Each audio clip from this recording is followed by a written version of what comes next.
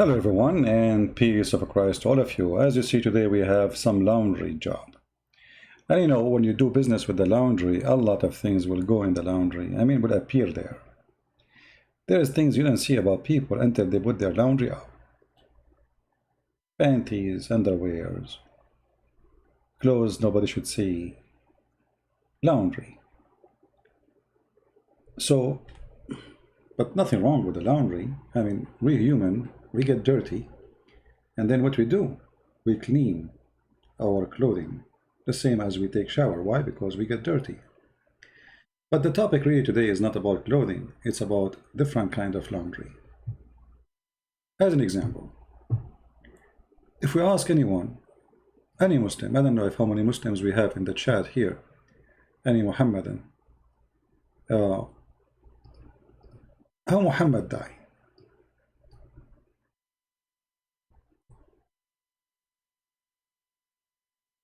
How Muhammad died. What do you think? What will come to your mind? A person like Muhammad, who is supposedly a prophet, and what is the last thing this guy would do before he died? He is not only a prophet, he became a king, a big leader. What happened when he died?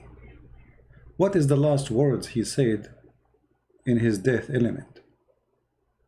What is the last thing he asked to do before he died? Many questions, and all of them, they will lead you to say, well, it must be something really great.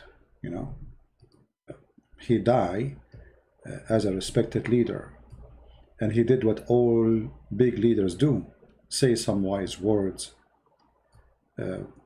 say final statement which nobody really say before he go and die. The answer is very simple. Muhammad did not do any of that. The last request Muhammad he asked for before he died is to pee. To pee. You see, usually people who have a gift, they feel their death is coming. Especially we are talking about somebody supposedly he's a prophet of God. So when a prophet of God want to die, he would say something special. He knew what's going to happen. The Muslims, they say that Jesus himself was a prophet. Jesus, as we know, he died on the cross. And in the last moment of his life in this earth, as before crucifixion, because there is life before and after crucifixion, he said it's complete, or completed, which means his mission entered the cross. The last thing Muhammad he did is the following.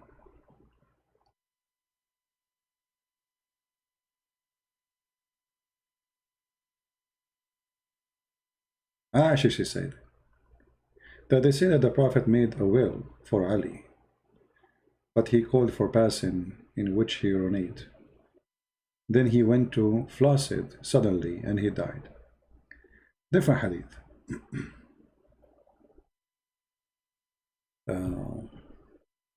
Let's see. Anyway, one is enough, doesn't matter really how many of them. But the last thing Muhammad he did piss. Here we see the laundry of Islam, because those stories, they tell us a lot about Muhammad and what happened to him. A person who is a prophet of God, he would do something very special. He will not ask for, why you want to urinate in the last moment in your life? Obviously, he did not know anything. His God did not tell him that he is going to die very soon. So don't waste your time and urinate now.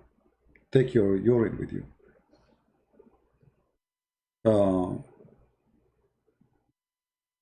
Let us see a different thing. If I take this word, dust, and I put the word dust here.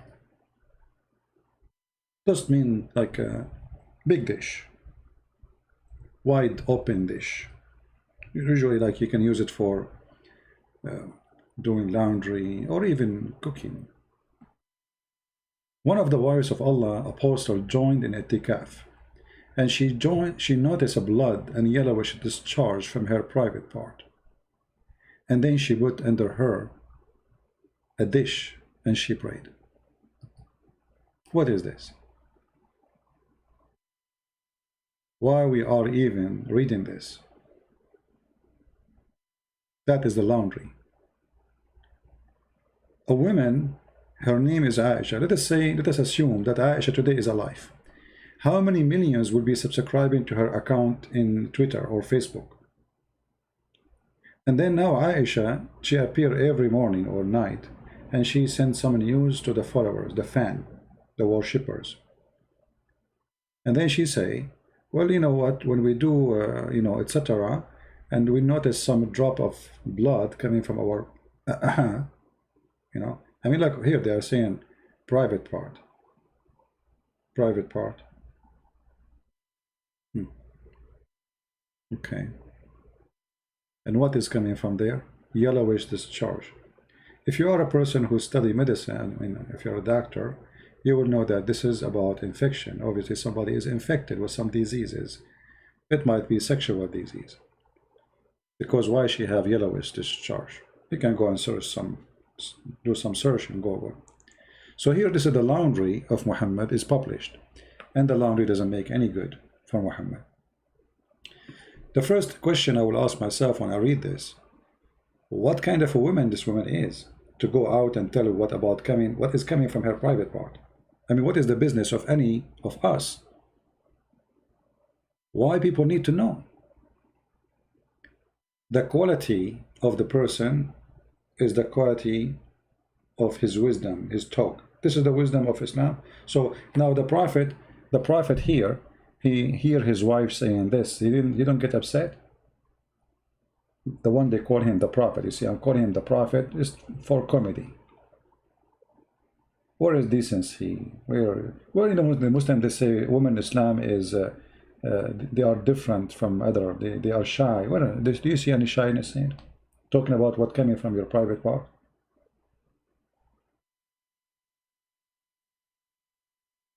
And you will see the stories tons of time repeated. The prophet is sucking my tongues. The prophet is sucking my lips. The prophet sleeping over my foot, over my thigh. The prophet who ordered me to put a sheet around me so he can fondle me. What is this about? When Muhammad died, or before he died, you will see Muhammad, he cannot even carry his body. As you see here the story, I asked Aisha, the mother of the believer, supposedly she is, tell me about the sickness of Allah Messenger. She said, he felt pain and started to spit over his body. I mean, if you remember, in the Bible is speaking about Jesus, he spat, and he put his spat on, mix it with the dirt, and he put it in the eye of the blind man, and he made him see. Muhammad, not only he cannot heal anyone, he have no miracles, his spit all over his body. Now, do you see it? It's not me who is saying that. The spitting of Muhammad is all over his body. Question. The Muslims, they say, well, Jesus, if he is Son of God, there is no way that God, the Father, will let his Son to be humiliated. Okay. But that means Islam should accept that Jesus is God, for Jesus was not humiliated in the cross, according to Islam. He was saved. Here you see the double standard of the logic. Secondly, when somebody spit on you is humiliation. What about you spit on yourself? What does that mean? Where is the God of Muhammad? Somebody want to insult me, he spit on me. Okay, I have no control over other people's behavior. However, they will be punished for their behavior sooner or later. You can do whatever you want. You can even spit at God. But when a person, he is a prophet of God, and he so sick to the point he cannot even control his saliva, and his saliva is all over the place, and he spit on his body.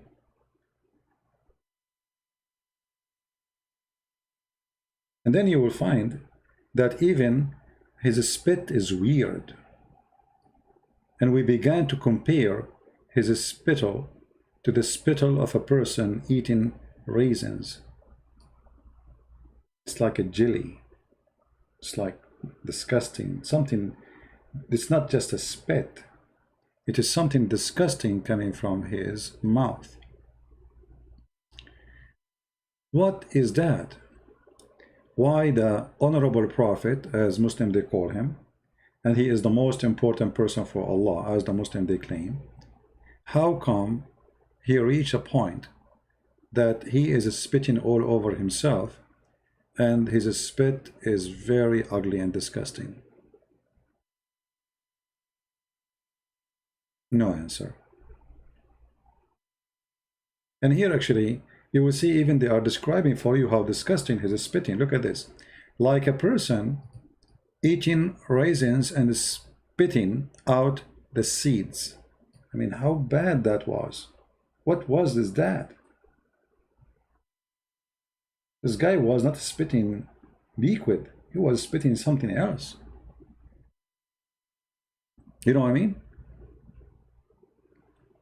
And this is confirmed that Muhammad, he died by poison, as we see in the other hadith, where Aisha, she said that Muhammad, he was suffering from poison and he died by poison,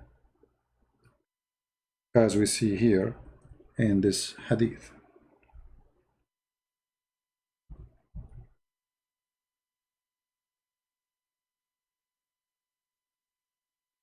The saliva of a person, many of you watch movies, you see when somebody, he is dying from poison, you will see like a foam coming from his mouth, right? It's like a foam. This is not just, it's not a water, no more. It is something mixed. It is something have wrong look.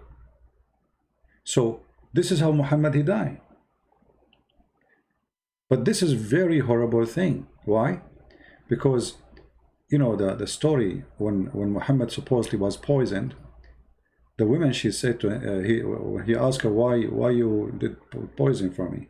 I mean, the guy, he killed her family, her tribe, he raped them, and you are wondering why you want to kill him. He said to her that Allah will not let you do it. Let me see if I can find the hadith.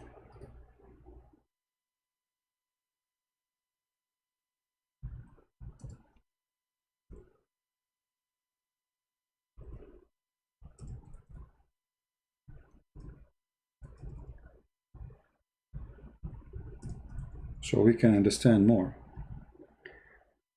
And for us, the importance of those things,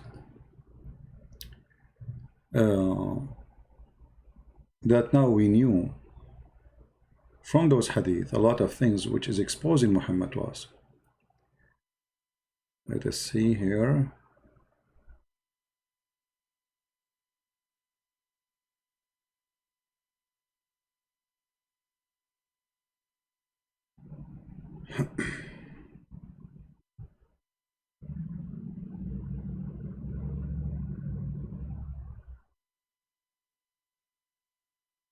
I'm trying just to find the reference.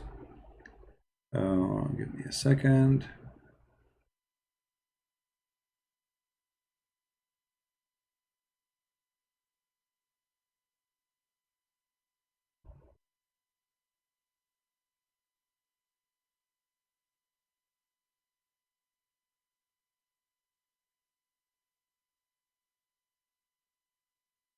Anyway, I will try to post it later, show it later. But anyway, Muhammad, he said to the women, actually you can watch videos of a sheikh, his name Yasir Habib. He explained about this hadith, about the Muhammad, he said to her that Allah will not let you accomplish your mission, which means killing me by poison. But as you see, he died by poison. And the foam is coming from his mouth, is confirming how he died.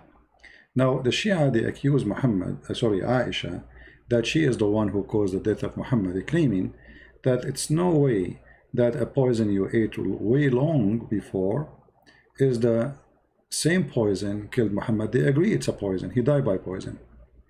But they believe the one who killed Muhammad really, it was Aisha and Hafsa. So their parents can take over Muhammad, leadership, because it became a huge business. But those laundry, they are priceless, because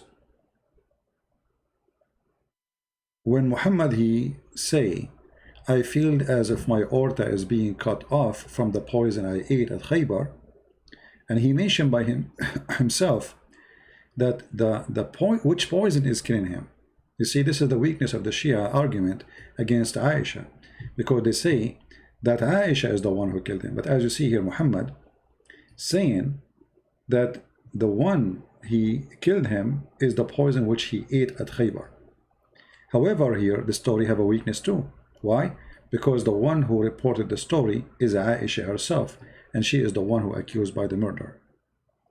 So it's possibly that Aisha said or added the word Khaybar.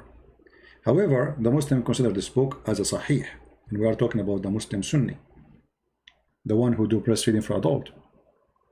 The Shia and the Sunni, now there is major differences between them.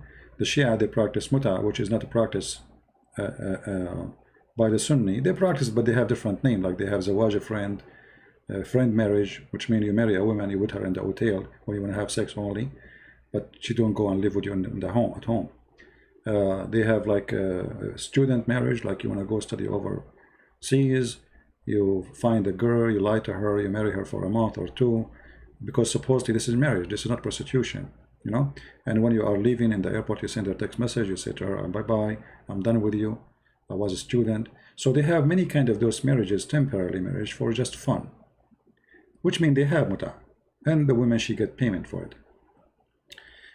However, the Shia and the Sunni, both of them, they agree that Muhammad was killed. The Sunni agree that Muhammad's statement here is accurate. Actually, I saw an idiot, he is from Malaysia, he says that the word orta, I saw the video actually of David Wood.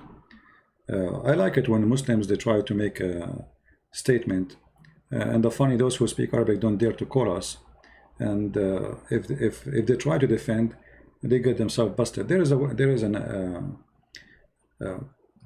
a page which is dictionary, English Arabic dictionary, owned by Muslims, run by Muslims. It's called Al-Ma'ani. Let me see if I can open it. Here we go. This is Al-Ma'ani website. So here you can post any word you want, you can copy it, and you can find out what is really the meaning of the word. So as an example here, the word about the poison, here it says orta, right? Okay, I can copy the word here, this is the word in Arabic, abhari, and then it should be abhar, because this is the origin of the word, and then post it in the dictionary, and we will see if it's mean orta or mean something else. They say the word in the Quran is used as a different word. It's the same. Abhar is artery, orta, which the blood carries from the left side of the heart. You see it? If we go to the Quran, we will find the same, different word, but it's the same meaning. Let us go to the Quran.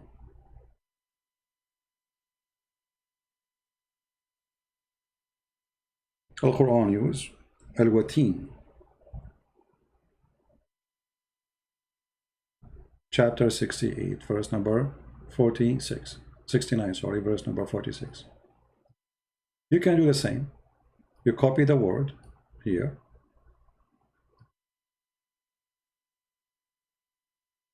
you take it to the dictionary, the same dictionary, the same page, we will not change anything, and we post the same word.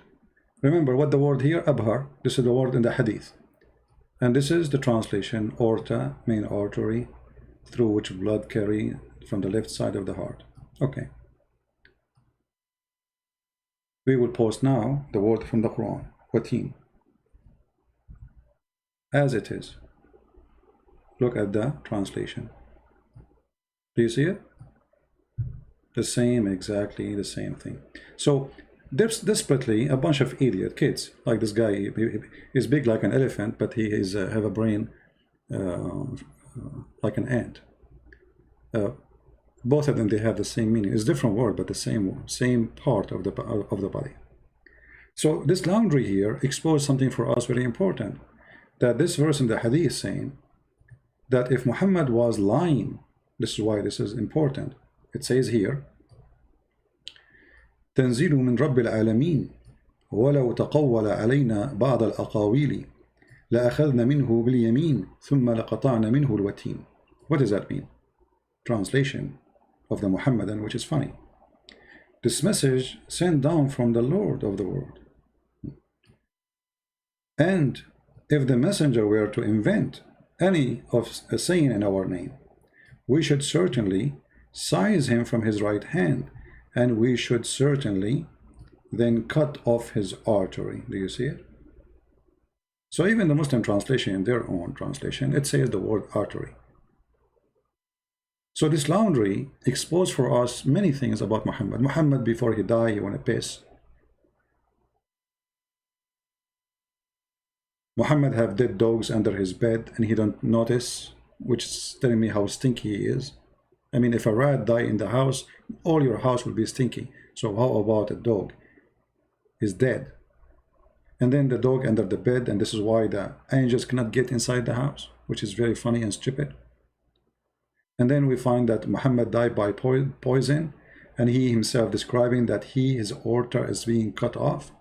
But isn't it him who delivered for us a verse in the Quran saying that Allah, his God, told him that if Muhammad is lying, telling the people supposedly, if Muhammad is lying, I'm going to cut his artery. And then we find that his artery is being cut off. Now, here you might find some Muslims getting so smart. And I like it when Muslims, they get smart, by the way, because it's a comedy. And this is what they will tell you. They will tell you, well, the Prophet, he says, I feel as if my aorta is being cut off from the poison. Actually, it doesn't say I feel as. This is the translation. In Arabic it says, فَهَذَا أَوَانٌ وَجَدْتُ انْقِطَاعَ أَبْهَرِ مِنْ ذَلِكَ السُّمِّ. In this moment, my aorta is being cut off from that poison. And I changed the Muslim to say, I'm lying. Especially those who they say, I don't know Arabic, which is very funny. So, secondly, why Muhammad is mentioning the aorta if it's not the aorta? Number three, remember that Muhammad, he don't speak something not true. So if what happened to Muhammad not true, I mean, if he's saying this and it's not true what he's saying, that means he's lying, or he is not what the Muslim claim, that he's always, his statement is preserved coming from God, is a statement of truth and no mistake. There's no way that Muhammad was mistaken. If a Muslim accept here that he was mistaken about what happened to him, that means Muhammad can be mistaken about everything. Now I noticed, because this time is not the usual time for us, not many people here. Please invite your friends and tell them that we are live on air. I will try to make different timings so people from different territory, they can join us and they can be part of our broadcast. So we do morning in my time, and we will try to do evening too, so more people can join. Can you give us the link? The link is always very easy to obtain, my friend. Always do this. As an example, you want to find this hadith. Let us say this video been taken and posted by one of you. Anyone watching the video, pause the video and search for the same, like in his element in which he died. Type that in the search engine of sunnah.com, you will find the hadith. Very simple. All right? All right. Hey, Fairuz, how are you, my friend? Do you remember Fairuz? Fairuz, who used to call me, he's very upset from me.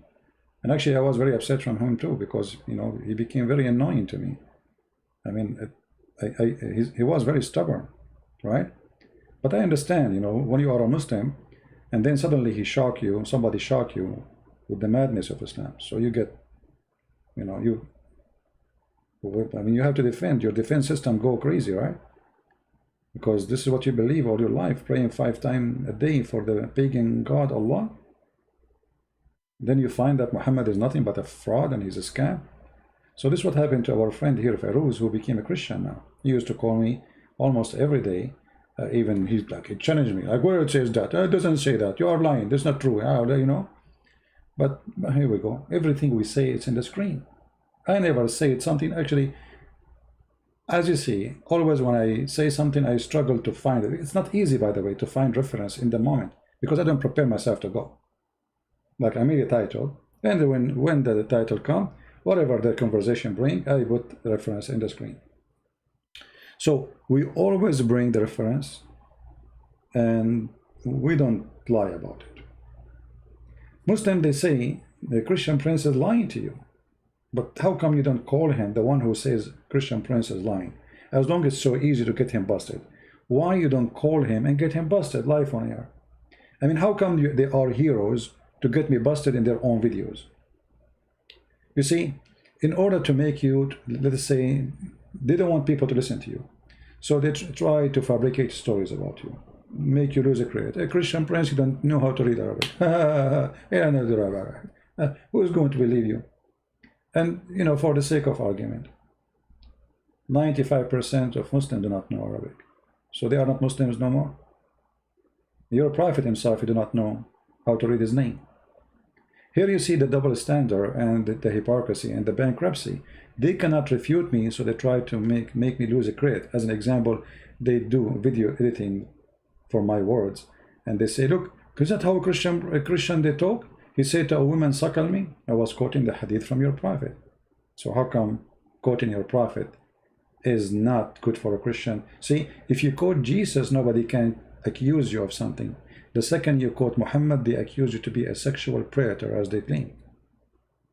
And the funny, they are following a sexual predator, but yet they try to give the title to somebody else. All of us, we knew that I speak to people in public. People, they call me in Skype, live on air, everybody here, nothing private. So, well, where this is coming from, it's just to make you lose a credit, so people will not listen to you. But that will work in the opposite direction when people, they see the truth. And the truth will set you free. So, all this laundry, it might be for a certain time a good laundry, which means, you know, Muslims, they are subdued. Who dare even to question? Who dare even to say this is wrong? Who dare to say, look what happened here? Nobody. So it was a good laundry. But then after many centuries, and especially now after the age of the internet, the smell of the laundry is all over. And they cannot force us not to open the laundry box. All days is over. Right? Somebody saying, which English translation of the Quran is the best in your opinion? I think all of them, they are fraud. But you can buy the translation of Osama Dakdok. For sure, it's better than all the Muslim translation. Osama Dakdok is a Christian. Now, you might find some verses there, I don't agree with it, but this is not very normal. I mean, people, they translate depend on their ability, and he do it according to his ability. But generally speaking, I believe the translation of Osama is very good. Yeah, because, you know, this smell of the laundry, nobody dare to say even there is a smell. Like Yasir Qadhi, he said, you remember Yasir Qadhi in this video? He mentioned the story of the naked king. What about the naked emperor? The naked emperor, simply a little boy, innocent boy, he said the emperor is naked, the emperor is naked, but nobody dared to say the emperor is naked. So Muhammad is a naked man. His faith is all over the place. But because he is the emperor of a gang, he's a criminal, who dare to say he is naked? But now time is changing. And now we have the internet. Imagine if I now live in Egypt or in Saudi Arabia, what will happen to me after one video I make? 30 seconds of my words. What will happen to me? I will be killed immediately. All of us, we knew that. So they were able to uh, silence people for generations. Rarely you will find a real debate where the Christian, he is not going to be killed if he give an answer or refutation. Actually, I remember a refutation made by Ibn Ishaq, who is a Christian, a Christian, and he was working for the caliphate. You know, the caliphate don't trust Muslims, especially about money or about safety. They are secrets. So this caliphate, he have a Christian man who he gave him a very important position. And then this Christian man, a Muslim sheikh, big sheikh, he sent him a letter asking him to convert to Islam. The Christian man, he answered him in a letter, which is, if you read it, you will die laughing. I mean, this guy, he humiliated Muhammad as if he don't live in Islamic State.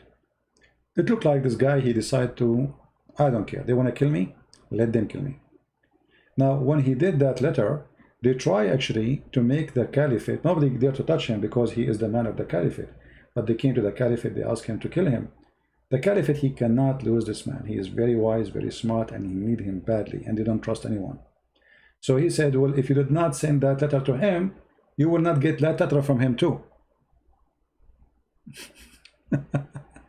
Anyway, I wish one day I can translate that debate, because it's very interesting how he make fun of Muhammad and how he not only cornered this big sheikh in the time of the caliphate, he smashed him. He smashed him, and he actually, even he called Muhammad Sahibakum, which means your friend. He don't call him a prophet. About your friend, the one you want me to believe in him. I mean, look how he's talking. This guy is talking as if he is living like in a safe, secure place, when those are a bunch of criminals. They slaughter people for any reason, and he's a Christian. Remember that. So this laundry is very important for us. You know, lately we heard people talking about the preservation of the Quran, and how Yasir Qadhi, now the Muslims are very angry from him because he said clearly the Quran really is not really, you know, we cannot depend in saying the Quran is preserved. And he said the whole system have holes in it, whatever. But preservation of the Quran is for our benefit, which means I wish not even a single word from the Quran or the Hadith is gone. But sadly, this is not the story. As an example, Umar al-Khattab, he said the Quran was more than 1,027,000 words, which mean more than 80% of the Quran is gone. So the bigger the Quran, actually, the better for us to laugh. The more we will have comedy, and the more we will see and know more about the filth of Muhammad. The less pages we have in the Quran and in the Hadith, the less we know, and the less we'll laugh about Muhammad. As an example, as we see here, imagine if this, how important if this Hadith, I mean, if it's not there, we will miss a lot. You know what I mean? So it's for benefit of us as a Christians that none of the Quran will be destroyed and none of the Hadith will be destroyed. However, you need to notice that those who collected the Hadith, they themselves, they agreed that a lot of stories about the Prophet is being deleted, for it is not suitable to be mentioned or to be about the Prophet. So what we have today is about all the filter and all the detergent they use in the laundry, which means this is the clean laundry supposedly. This is the clean laundry, and look how dirty it is. So after the filtration, we have this. So what about before the filtration?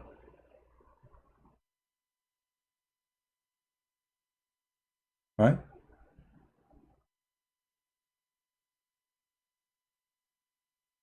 Do we have any Muslim have anything to say?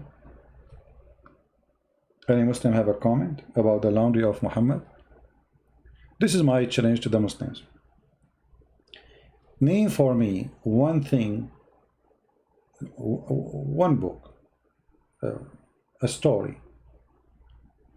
It doesn't fit under the category of laundry in your religion. Anything. Any Muslim can tell us?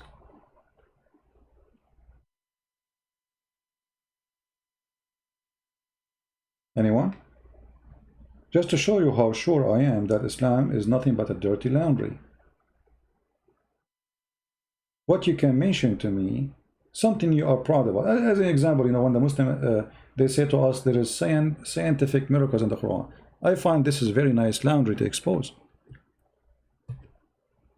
Right? This is very nice laundry to expose. Because if they did not make the claim of scientific discovery in the Quran, we would not be laughing today at this laundry. So they fabricate, they lie, and then we get them busted, and then people, they will notice that Islam is not trustworthy.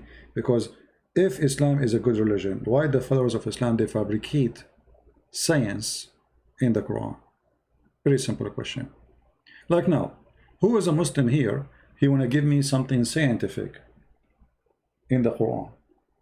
Just to show you, there's thousands and thousands of articles and posts in the internet. We can destroy anything they say in 2 seconds, showing you that Islam is a fraud. For those who they claim that it's miracles or science, the fact it is the opposite. It's stupidity.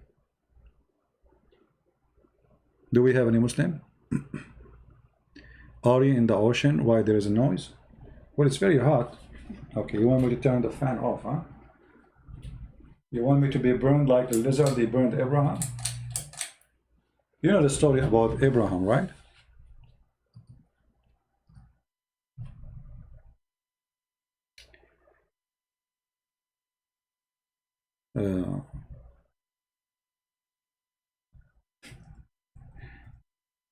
I mean, when you hear Muhammad telling stories, you ask yourself, I mean, those stories, I mean, how are we adult? Are we kids?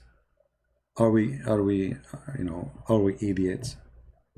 How in the world can we believe in such a thing? That the lizard was trying to burn Abraham.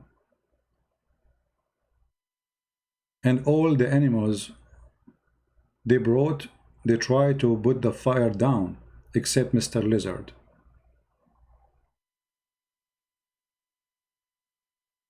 How we can believe in this?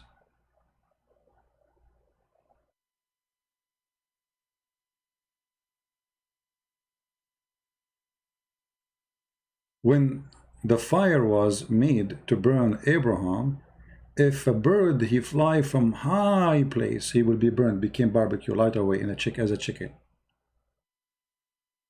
And then the lizard, you know, is the one was behind all this flame.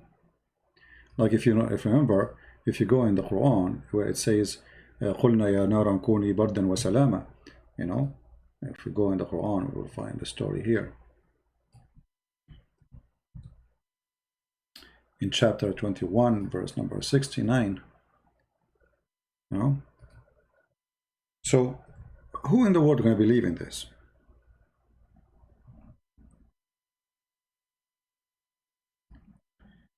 And in the Quran, you will find something very funny about the Quran. As an example, if you read the verses, Abraham, he says to them, do you worship someone beside Allah? And then, shouldn't you worship someone only like Allah? And then, suddenly, and when they burn him, okay, they told him, let your God protect you. And then he said, Allah said to him, okay, be fire, be cool on him. Okay, and then suddenly, well, the stories changed. What happened? Who are those people? What happened? Where? When? No, nothing. You know? Where does the story happen? What location? Which city? Which town? You read the whole chapter, you find nothing. It's just a stupid thing. And you will find there is no connection between the beginning of the chapters and then the verses after. Suddenly Abraham appear in the story, and suddenly Abraham will be burned. And then Muhammad, he come with the story about the lizard who wanna kill the prophet.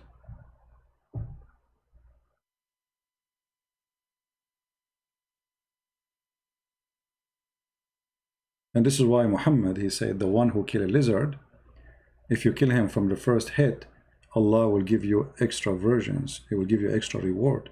You know the version, the reward of Allah. It's about 6 private part women, right? So if we go in the Hadith, let us see if we can find it.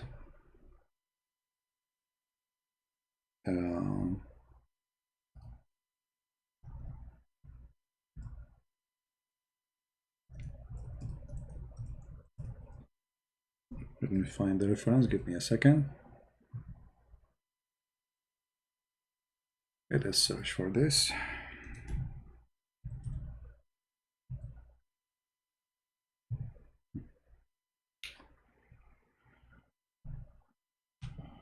Here we go.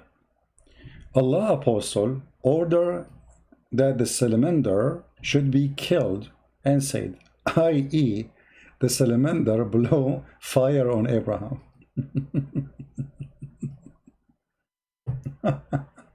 This is laundry. This is a priceless laundry. If we go just to search for pictures here, let us search for the what is called salamander. What is salamander?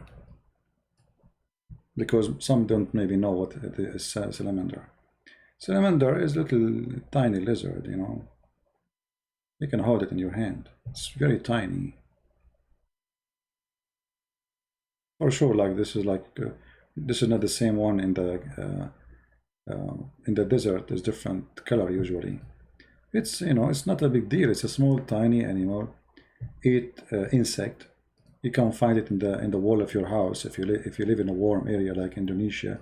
So how this salamander did try to burn Abraham?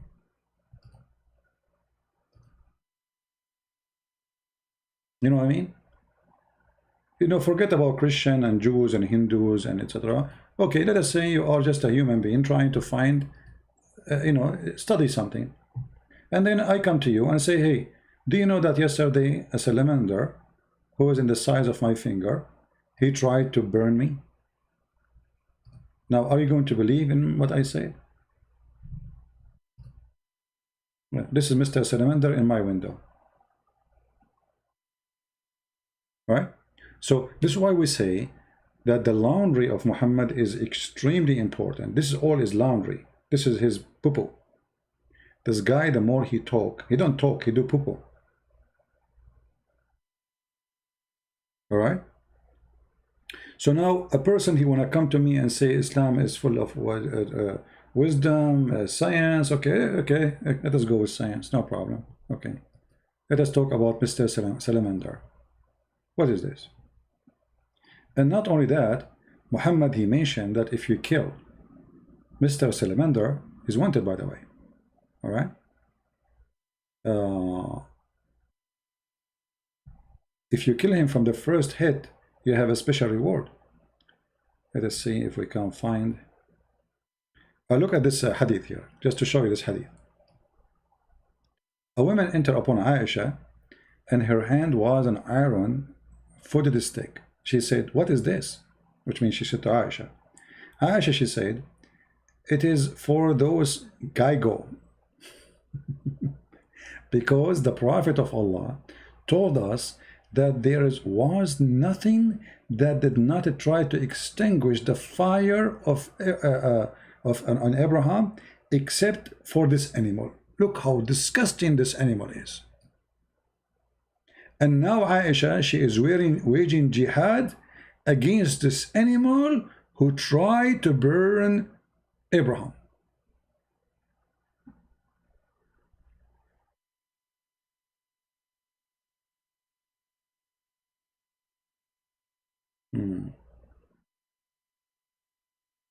Do we have any Muslim have any comment? Yeah, Gaigo, yeah, Gaigo. Mr. Gaigo.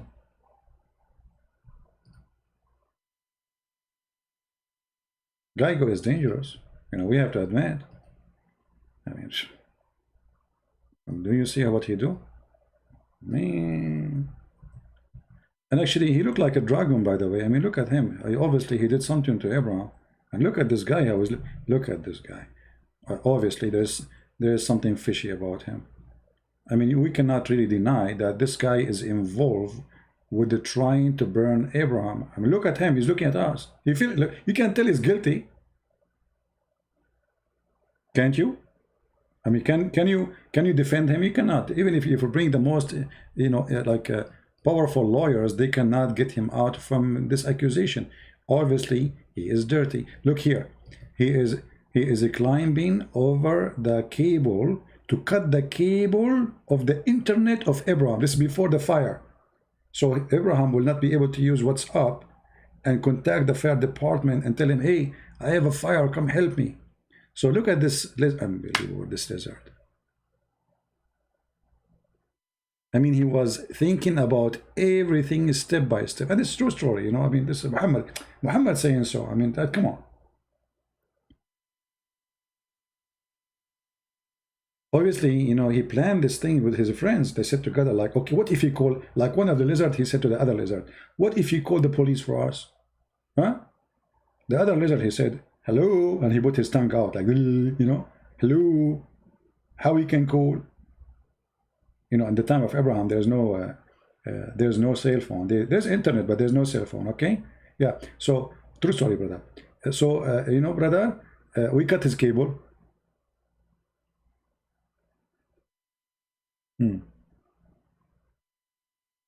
This is laundry. This is the laundry of Muhammad. This is why we say it's priceless. Just 2 days ago, we showed you the video of the sheikh who explained how if you go inside the bathroom and you don't say a certain prayer, shaitan, he play with your bum. He go inside your anus and he block it. Laundry. This is priceless. Or the hadith, if you don't say a prayer, shaitan, he will round himself around the private part of the man and he will be doing the women. That's laundry. Priceless. Or Muhammad is speaking about that if a man have orgasm first, the baby will be a boy. If the woman have orgasm first, the baby will be a girl. Will resemble the father or the mother. You know? This is all is laundry, and it's a priceless laundry. I'm so glad that this laundry is still there, dirty. And by the way, this is after cleaning, after many cleaning. Actually, Erdogan, the filthy Erdogan, he made a conference, I think 2 years ago. Every 2 years, I think they have a conference, trying to delete all the hadith, which is supposedly not suitable to be about the Prophet. They're trying to filter more, but it's too late. I mean, they are already there. It's impossible. Not in the age of the internet. They maybe they will be successful if they do that from the time of Uthman, or even maybe 200 years after, 300 years after, but not now. Now it's all over, published everywhere. Do we have any Muslim here have anything to say? How the Prophet, he knew this amazing stuff? How he knew that, you know, if a man have orgasm first, the baby will be a boy? That's amazing, so scientifically true. And by the way, if you don't know, most of Muslim women, they never have orgasm. Actually, even the wife of Muhammad, she never had one. Look at this. The hadith here prove it. Salim, she came to Muhammad, and here you notice what kind of society the society is. A woman, she knocked at your door and she said to you, hey Prophet, yesterday I was masturbating, touching myself. I was dreaming about a man doing boom boom. I mean, what kind of society we are talking about? Look at this. Salim asked the Messenger of Allah about a woman who sees in her dream something like which the man sees. What? What is that exactly? Any Muslim will explain to us? So a woman, her name is Salim. She came to the Prophet and she told him that she saw a dream like men they see. And what happened after? There's a water in her vagina. Read it. The messenger said, if she sees that she has this charge, so what we are talking about? What are we talking about? Orgasm. Masturbation. Let's make it simple. Literally masturbation. But I mean, why I need to ask Muhammad about masturbation? What is that? Okay. And what is the response to Muhammad? He said, if she sees that she has a discharge, then let her perform a bath. Okay, sound nice. Bath where? In the water of Bida'a. Which one? Anyone remember? You see, this is the garbage, this is the laundry again. Muhammad, he ordered the Muslims to wash themselves with water, have dead dogs, and women blood from period. So when you say the Prophet says, he said to her, wash yourself, take a bath, you ask yourself, wow, that's good. Take a bath, right? But then you will notice that the bath Muhammad he was referring to is taking water from dead dogs. There's a little dirty water like in the size of a jacuzzi, where the Arab of Quraysh, they throw their garbage and their dead dogs, and women, they throw their rags from their menstruation. So Muhammad, he take a shower there. This is the laundry. See, this is literally the laundry.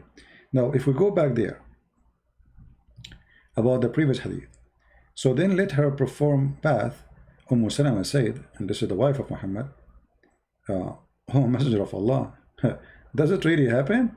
Well, what does that mean? Does it really happen? She's asking, do the women have this charge? Do you see it? Okay, how a woman, she is married to Muhammad, she doesn't know that women, she have this charge. Any Muslim can tell us?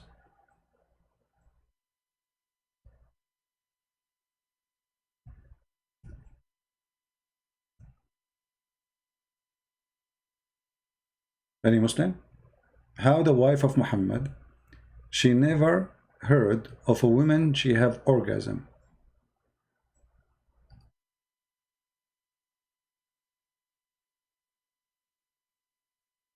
Who is a Muslim can tell us?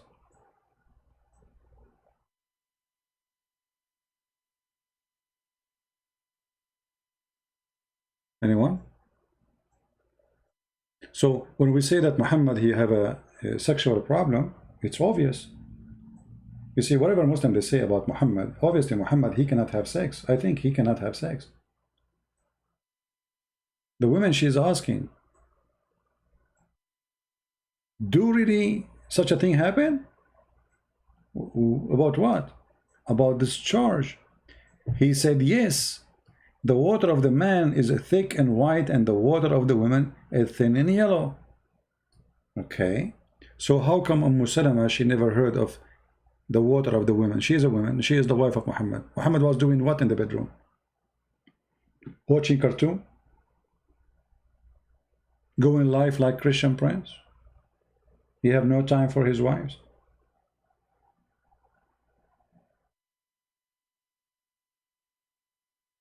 Anti-ignorance, my friend. If you live in the Middle East, you open the TV, praise be to Allah, praise to be the Muhammad. If you open the radio, it's the same. You go to school, nobody, you know, those things, nobody there to talk about.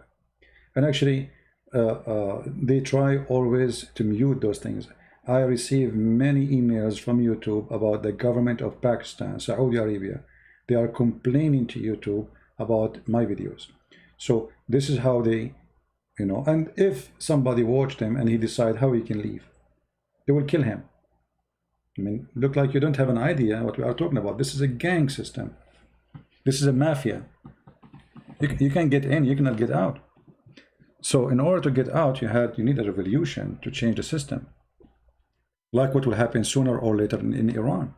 I believe Iran, when the regime, the Islamic regime collapse, Islam will collapse for centuries to come. Same as in Turkey. As soon as Erdogan collapsed, Turkey will go back to what it used to be. Actually, Turkey is the same as it used to be. I mean, nightclub, go in Turkey, you know, the woman short there is not even a bikini. Even the bikini is shorter than the short of a Turkish woman is shorter than a bikini. I remember when I was taking class, you know, English class. There was two Turkish women, they come to our class. When the Turkish women, they are there, we have like 40 guys in our classroom. If they are not there, our classroom is not even having 10. All the guys in the school, they come to our classroom when those Turkish girls there, because their short is not even the teacher, he don't look at them because it's shy to look. The teacher is so shy, he can't even look like the guy, he don't know what to do. He put his head everywhere, trying to avoid looking at them, because their clothes, it's not even going to the beach. You know, I wish it's for the beach. I mean, it's like very embarrassing. And then when they ask him a question, as you can tell, I mean, those, but I'm not saying all Turkish women are the same, but I'm saying in Turkey, where is Islam? You know, Erdogan, he recited the Quran, now he's trying to make Hagia Sophia a mosque. Yeah, try, make it, you know, we will have it back, don't worry, sooner or later. So the appearance in the front, they fight for Islam, they defend Islam, they try to enforce Islam, but Islam is gone.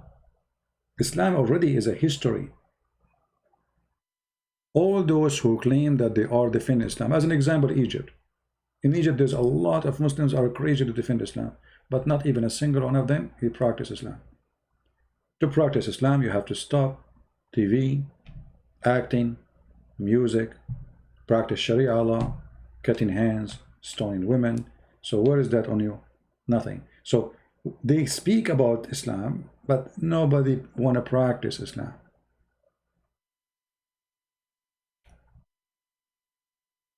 No problem. See, when they campaign not to watch my videos, more people come and watch my videos. Like, you know, like now we have, because this is the wrong time for me, this is not the normal time, that's why I don't have too many, about 670 people right now, not too many. But this video, you take it, you post it in an Indonesian channel, and after one day you will have 20,000 people saw it. So they try to fight me, it worked the opposite way. Ya'juj wa Ma'juj. Well, today we are talking about the laundry of Muhammad, but as long as you mention Ya'juj wa Ma'juj, no problem, we can talk a little bit about it. Another stupidity of Muhammad.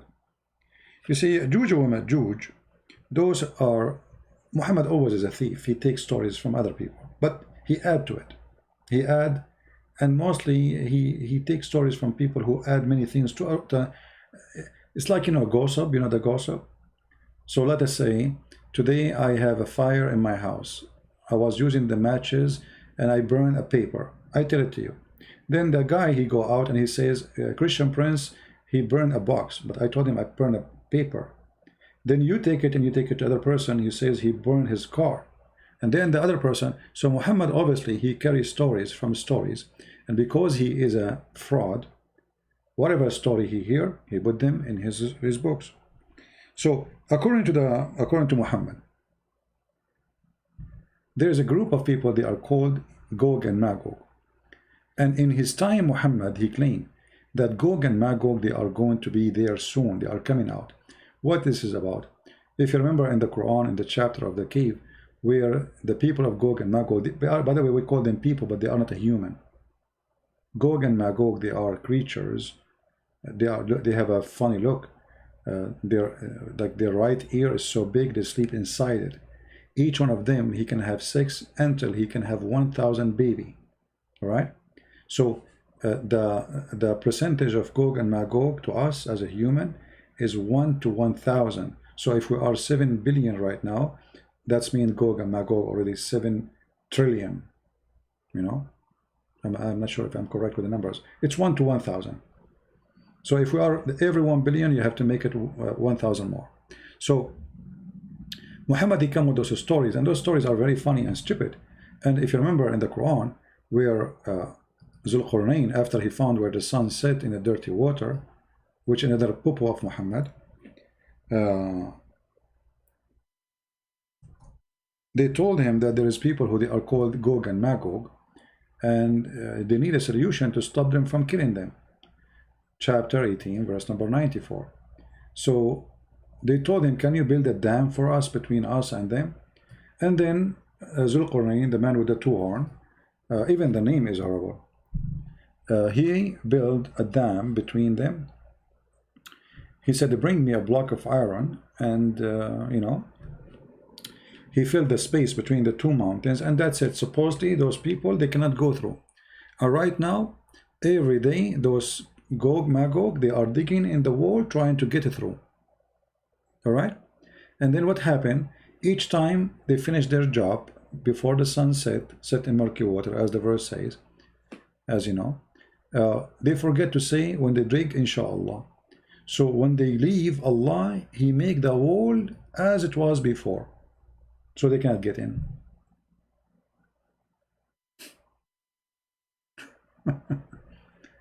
If you don't believe in Muslims, you can read this story in the Hadith. In the Hadith, your Prophet, he mentioned how Gog and Magog, they keep digging, and the problem is each time they dig, they forget to say before they start, inshallah, or at the end, inshallah, tomorrow they will come back. So their work will work, will happen. If you remember when I spoke to Mimi Susu Hijab, I asked him why you did not say inshallah. Many people thought like, what a big deal. For Muslims, this is a big deal. As you see, you cannot be a Muslim, you don't say inshallah.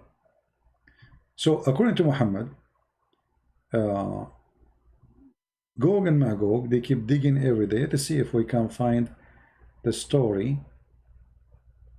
See here it says 1,000 from them, one of you. See, this is the ratio between or the average, sorry, between the ratio between them, between the human and the Gog and Magog, 1,000 to 1 from us. Let us see. Let me take the screen off so I don't hurt your eyes when I'm looking.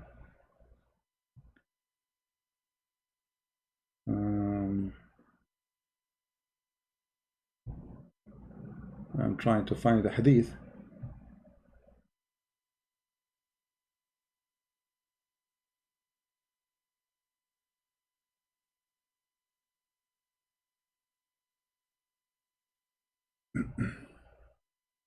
Let us see here.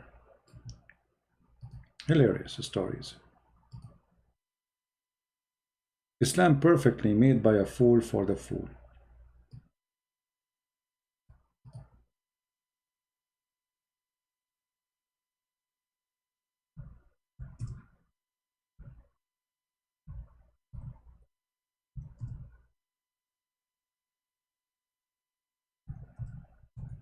I like to find the Hadith as long as we mention it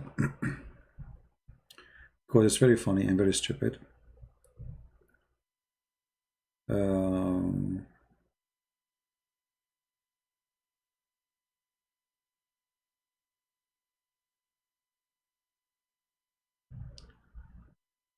So simply the story that each time they dig, when they finish, before they come back in the second day, they forget to say inshallah, and this is how Allah He fixed it. He fixed that hole they made, so when they come in the morning they found it closed already, as a penalty for them for not saying inshallah. Actually, I found this hadith. Let me show you this one for now. The Messenger of Allah woke up red.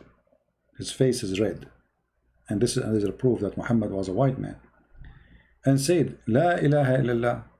O we to the Arab, from an evil has drawn nigh.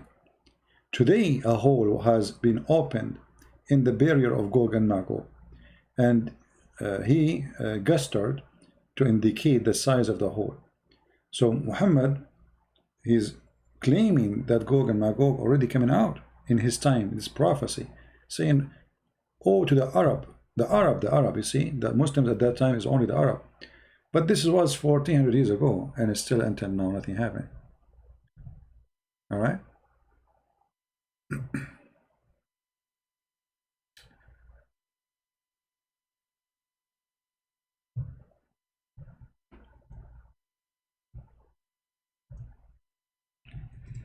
Let me just see.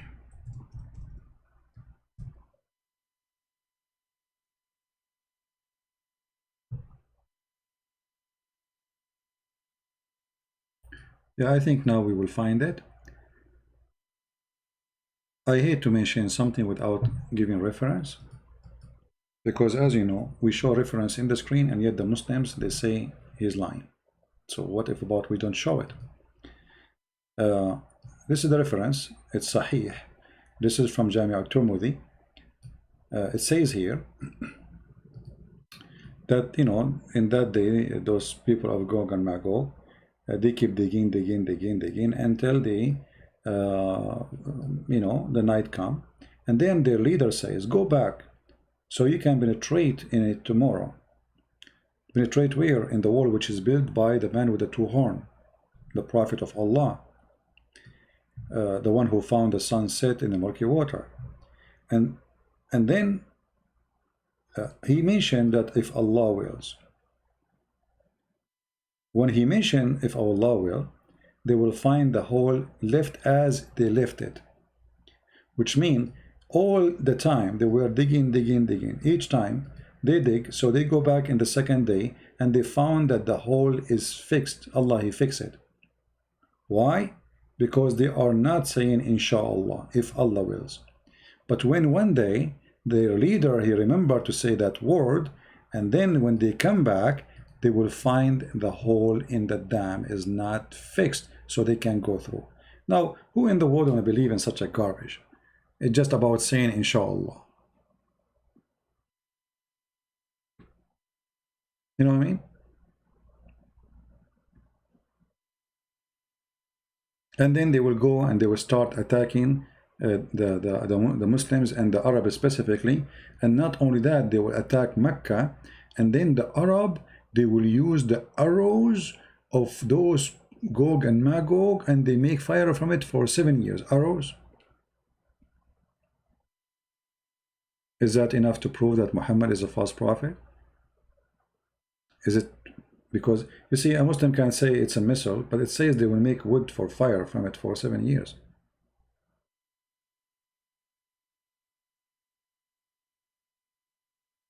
Arabic Christian use the word Allah. Very simple answer. They are Arabic Christian, right? They are under the control of the Muslims for 1400 years. As simple as that. Before that time, nobody used that word. So they have a false translation in Arabic using the word Allah. This is a false translation. Every time the word Allah appear in Arabic Bible translation or Indonesian translation, that word either should be replaced by the word Lord or Yahweh if it says Yahweh. This is a false translation. Very simple. There is no need for explanation. I can make now translation, and instead of saying Yahweh, I say Buddha. That doesn't make it right. Right? It's a translation. And those, because they live under Islamic occupation and authority, they use the word Allah to taqiyya, you know, which is hypocrisy. False. They should not do it. In Malaysia, as an example, the court, the Muslims, they were upset that the Christians are using the word Allah, and they are right. The Muslim there, they were upset that churches there, they are using the word Allah. And the Muslim, they said, but this is Allah, is the name of our God. What do you have to do with it? And they are right. They are not right about stopping you from using it. I mean, none of your business. People should be free. But they are right that this is really the name of their God. Have nothing to do with you as a Christian.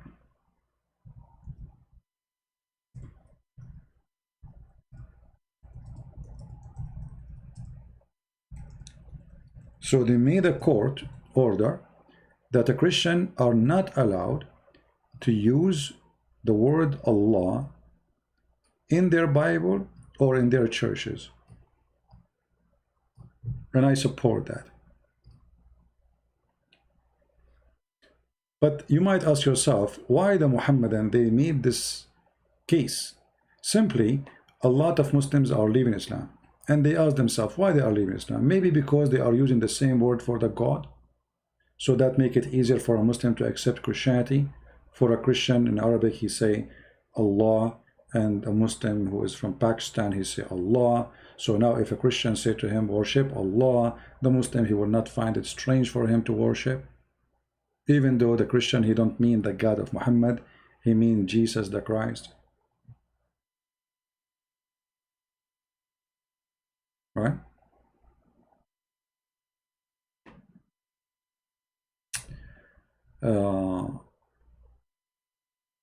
Allah is also used other Christians as God? How is it? Where is that? What do you mean? What do you mean Allah is also used other Christians as God? I just told you, anyone who use it, those who use it is people who live under the Islamic authority. Even if you go abroad, you live all your life in the Middle East or Indonesia, you learn to call him Allah, so it became part of your culture. But this is wrong.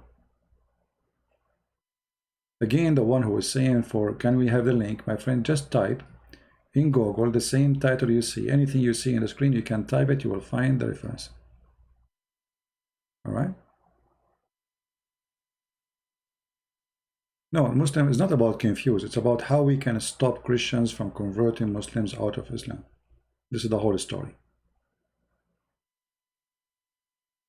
If I am a king in a Christian kingdom, I will make a law that anyone who used the word Allah, he is not considered to be Christian. Let us say announcement, not a law. I will speak my opinion as a king.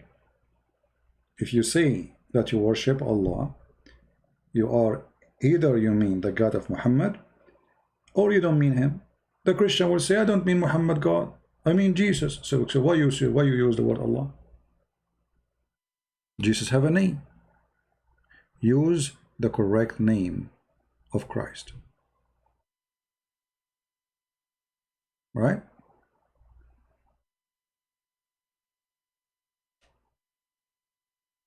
You know, if you grow up in a society and they are practicing something wrong, regardless if they are Christian or Muslims, why would not follow blindly, you know, what is wrong? Right? What about priests who help Muslims to write the Quran? This is not a priest. You see, Waraq ibn Nawfal is not really a priest. The Muslims, they say he's a priest. This is a guy who believes in a cult. You know, he joined the Nasara. Priest for who? We don't know. Where is the church? We don't know. We don't know. And what? So what if he's a priest or not? I mean, isn't it? There is people who they. There's people right now as we speak. They fight Christianity and they claim to be Christians. There's a priest who they are child molester like Mohammed. Correct?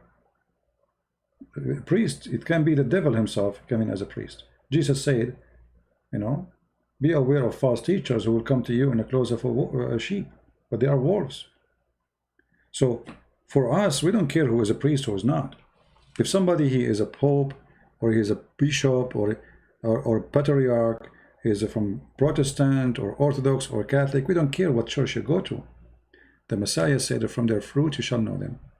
The second you support the filthy Muhammad, you are a person belong to the filthy Muhammad. Obviously, you are an antichrist. The Bible says it clearly. Who is the antichrist? Is the one who denies the Father and the Son. So when there is somebody who is a priest, he say Muhammad is a good guy, and he worshipped the God of Abraham. Obviously, he is teaching script or manuscript which is not in the Bible, which is from other book. And the Bible cursed those who bring other script other than this. All right?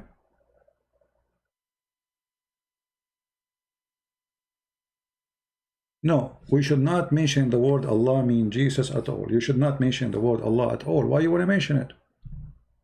Don't mention it, man.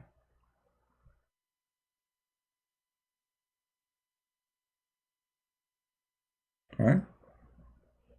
Yeah, there's a lot of people, they are fraud. You know, don't be misguided by titles like priest or rabbi. There are a lot of people doing business. If right now a Christian prince, he instead of writing books, you see, I'm giving my books for free. Almost my income from the books almost is zero, because almost my books is for free. And you know, but if I write my books and my book saying Muhammad is a great prophet, can you imagine how much support I will get? How much Muslims they will support me? And Arab Christians exposing all the other Christians. Read his book. Christian Prince made a book, says the most 10 influence people in the world. Number 1 is Muhammad. You know, then you will get all the devil support. When you are against the devil, the support is little. Like right now, I have a Patreon, right? Maybe many of you do not know that maybe 90% of people in Patreon, they are just signing names. They are not really donating. There's very few people who support and help by donation. But if I am a Muslim, a Mohammedan, and I give all this time, which is all my time, to fight against, let us say, instead of fighting against against Islam, I fight against Christianity. Can you imagine how much support I will get?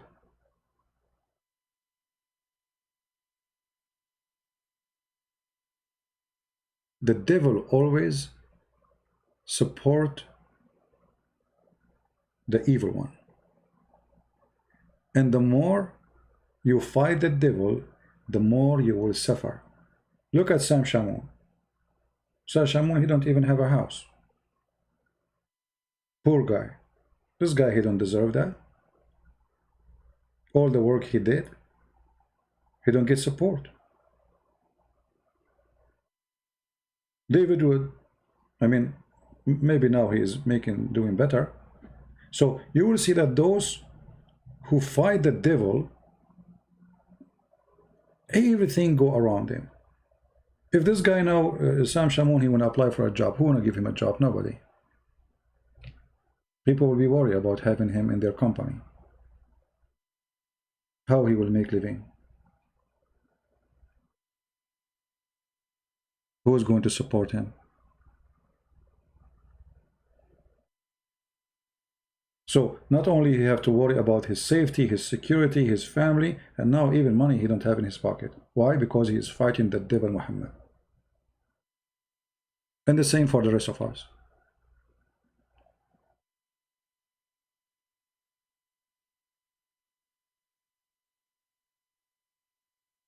However, at the end of the day, we are victorious.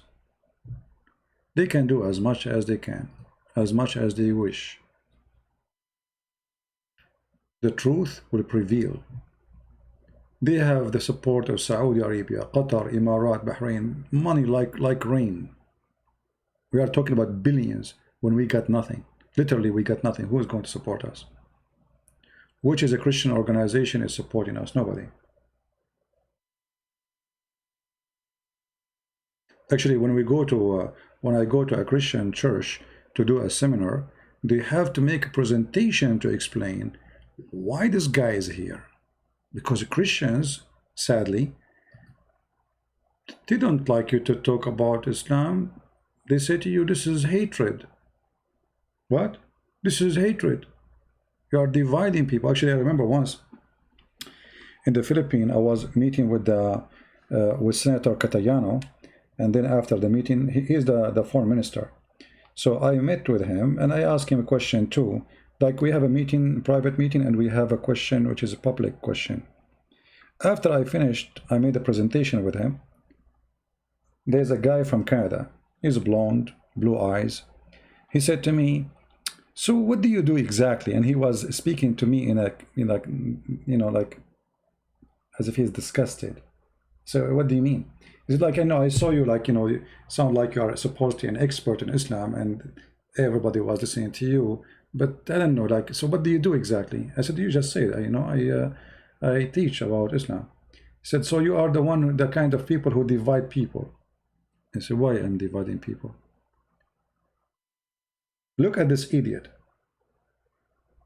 Because I'm quoting the Quran, showing the senator, explaining to him that the peace agreement with the Muslims in the Philippines should not accept any form of Sharia law, and why they should not accept that. According to this donkey, who supposedly, again, see, I was just talking about priest, right? He's a minister in they call it Mennonite church, something like that. And then after he left, after I got him, I smoked him, literally. I searched his name in Facebook and I found his page. This guy in his page, I made a video about it, if you remember. This guy in his page, he keep posting Prophet Muhammad, a quotation of peace of Prophet Muhammad, amazing wisdom of a Prophet Muhammad, I mean, look at this filthy coward. He is a Christian, supposedly minister, going to the Philippines as a missionary to teach Christianity. But look what he do. He is promoting Islam. Between who? Between the poor Christians who trusted him because he is the white man. Never listen to them. You see, we have a problem in Asia that if you are a white man, they think you are a big deal. I mean, for sure, you must be, you know what you are talking about if you are a white man. All people from Indonesia, I mean, I don't know about Indonesia, but Philippines, they knew what I'm talking about. They look at white man as something special. But this guy is an idiot. So what if he's a white man? White or black or Asian, doesn't matter. From their fruit you shall know them, my friend, not from their color.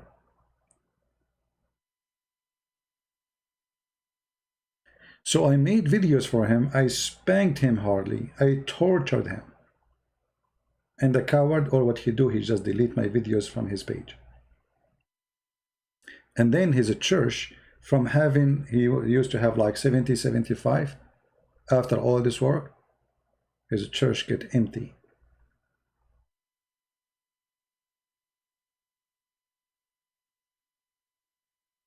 So, you know, we have to be careful. Not everyone say to me, Lord, Lord, will enter the kingdom of my Father. There's many people, they claim to be priest, they claim to be bishop, but they are fraud. They are fraud. Anyone who teach something against the teaching of the Bible is a fraud. And the Bible is so clear. Anyone deny the Father, the Son, he is Antichrist. Muhammad, according to the Bible, is the liar and the Antichrist. Now, there's the Antichrist and Antichrist. We can say Muhammad, at least he's an Antichrist. So if a priest, he come to you and say, oh no, Muhammad worship the same God, obviously he is not a priest of Christ. He is a priest of the devil, for the Bible is so clear.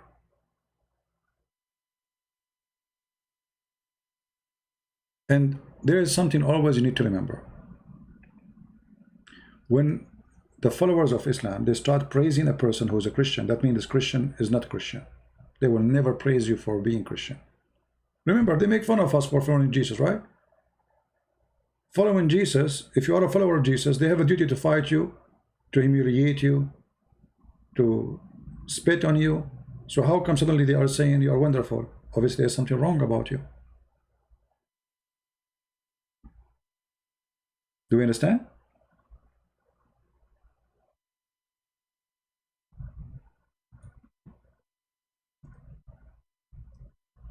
If Muslims ever start saying, Christian Prince, you are wonderful, you should not listen to me anymore. Never.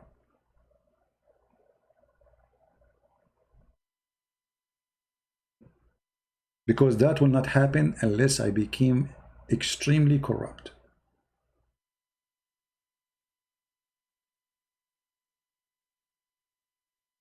Do you understand me?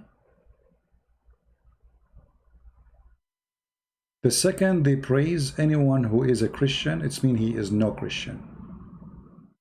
He is a fraud. The devil will not say good words about you unless you are a fraud. And the Bible says clearly, who is the one against God? Right?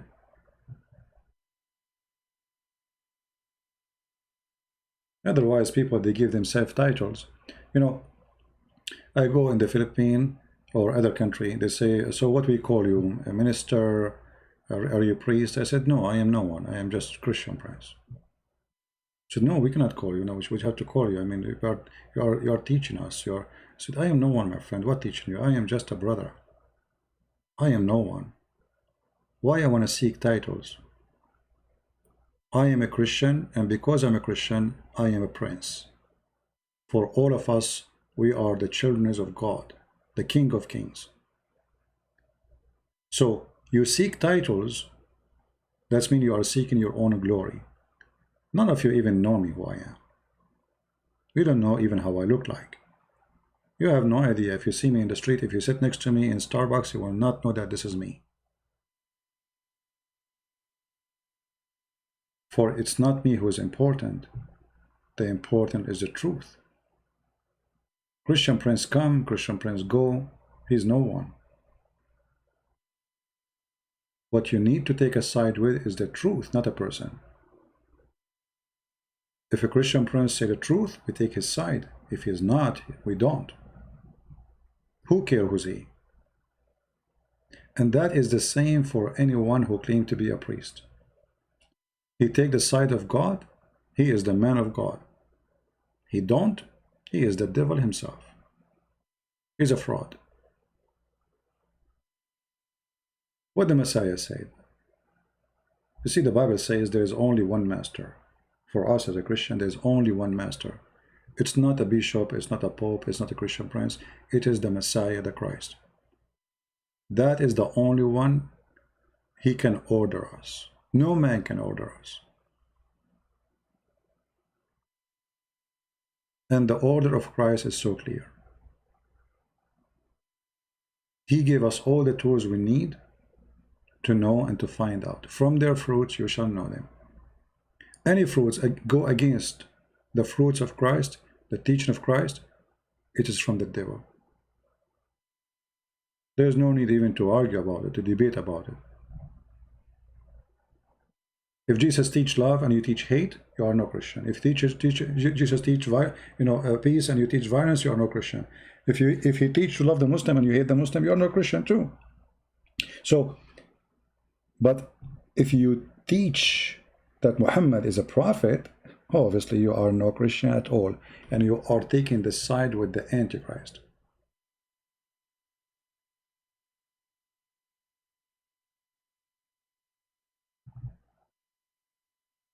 If you search in the internet about who is the Antichrist, you will find tons of websites showing you verses from the Bible. I just did the same here, and you will find that all of them, they fit fine perfectly with Islam and the founder of Islam.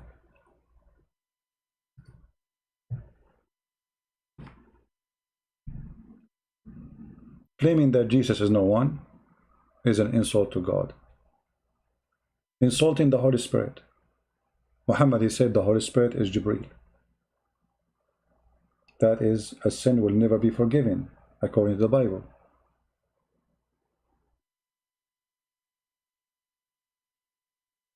So there is many, like here they are saying the Antichrist. Remember, I am not saying Muhammad is the Antichrist. I'm saying Muhammad is Antichrist. Muhammad is too small to be the Antichrist. So he is an Antichrist by his teaching, for he teach everything against the Christ. Christ is not divine. Christ is just a man. Even Muhammad the filthy, he wanna sleep with the mother of the Messiah, which is showing us how much he is Antichrist. Additional to that, his act, his fruit, his evil, it's all over the place. Again, from their fruit you shall know them. Do we have anyone have a question?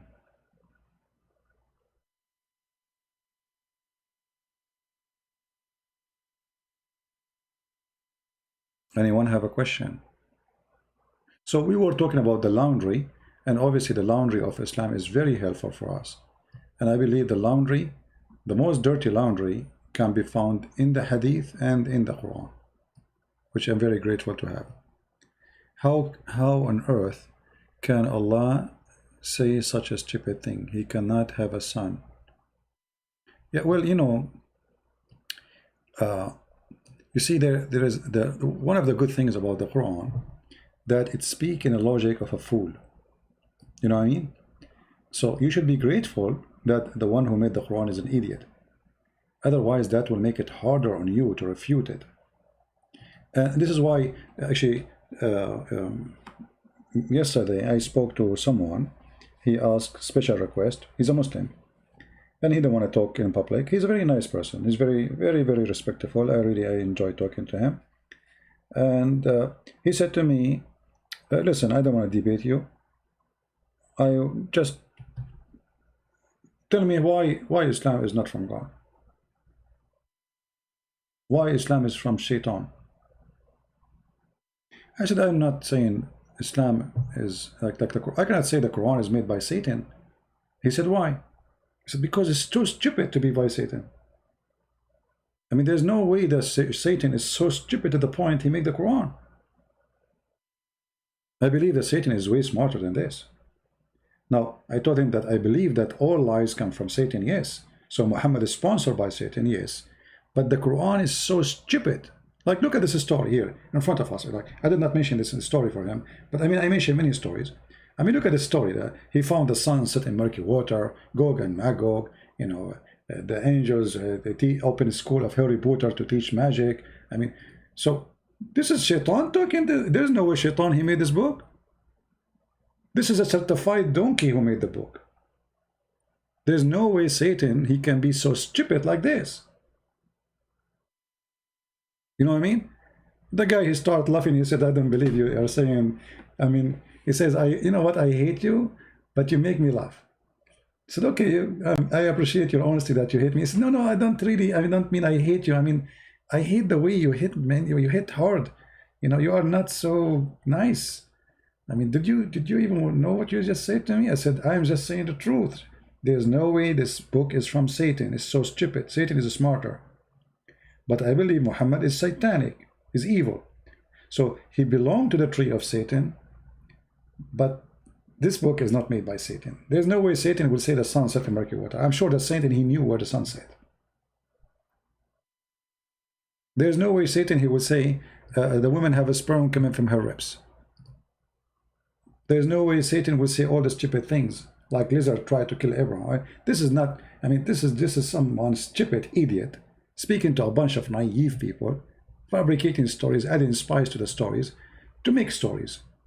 A person who cannot keep his mouth shut and is bored. That is not Satan.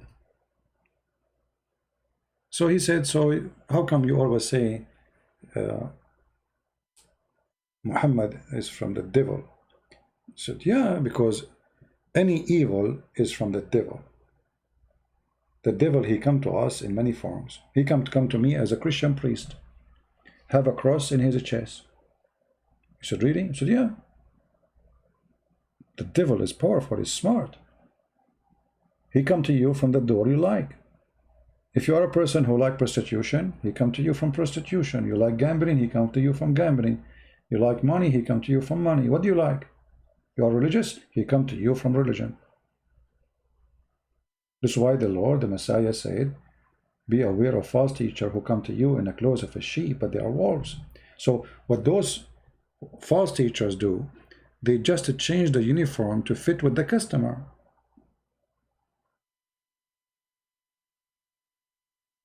Right? And then he said to me, well, isn't it the Quran says, like as we see here in front of us on the screen, like if you do righteous, how Quran is from the devil and it says do righteous? I said, okay, do you know what righteous? Righteous is to go and attack the Christian and the Jews and take their money and their women. Righteous is you go to your son, wife, and you flirt with her. Was Muhammad a righteous man? He said, yes, he was. I said, okay, did he go to his own son when the husband was not there and he flirted with the wife? He said, yes, he did. He said, well, this is righteous. If Muhammad is the most righteous man between all of you Muslims, and he went to the house of his own son, and he flirted with the wife, and later he slept with her, where is the righteous man? Allah split the moon. As I know, the moon is still there, and it's not split. Actually, if I look from my window, I will see it. This is another stupid story. You see, like if you go to the chapter of, this is why I say that the Quran cannot be made by the devil, for it's so stupid. But it's devilish book. It's full of lies. But if you go as an example to the chapter of Al-Qamar, you know, where it's speaking that the moon is split. I mean, this verse alone, this chapter alone, is stupid to the point exposing Muhammad right away. Why? Because if you are saying to me Judgment Day is near and the moon is split, that means Judgment Day started. And all what happened is just eclipse. And Muhammad claiming that this is the moon splitting. There's no way the Satan, he will say such a statement. And by the way, Muhammad, you remind me of Jehovah's Witnesses, who every few years they make a new date for the Judgment Day. A second, a meteor come to the earth, they say Judgment Day is here. A second, a storm will come, Judgment Day is here. Hurricane come, Judgment Day is there, you know. And actually, for me personally, I don't like even Christians who try to use the word Judgment Day to claim that Judgment Day is coming because of storms or disaster happen. Like now, we have Corona. You see some Christian, they say, oh, Judgment Day is coming. The Bible speak about, you know, diseases, etc. Okay, hold on. See, the Bible is a book. If you remember the story of Sodom and Gomorrah, if there was only 50 or even 10 people who they are decent, God will not punish this whole city. Only, imagine. If only, he said to him, what if I have 50, I will not punish it. What if I have 10, I will not punish it. 10 people only decent. So Judgment Day will come when the whole world is totally corrupt. Which means the one who is not corrupt is so tiny in number. And this is not the case until now. Until now, you go in the street, like if I go in my street where I live, I have a lot of nice people around me.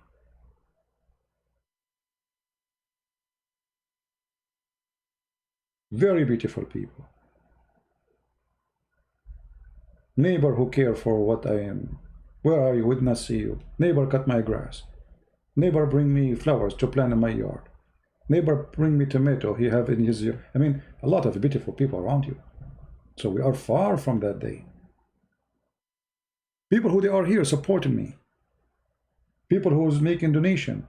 People who's translating my videos. So you see, to speak about Judgment Day, we want to come to the point.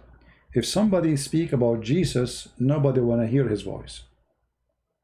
He will be like a lonely person in the desert. You know what I mean?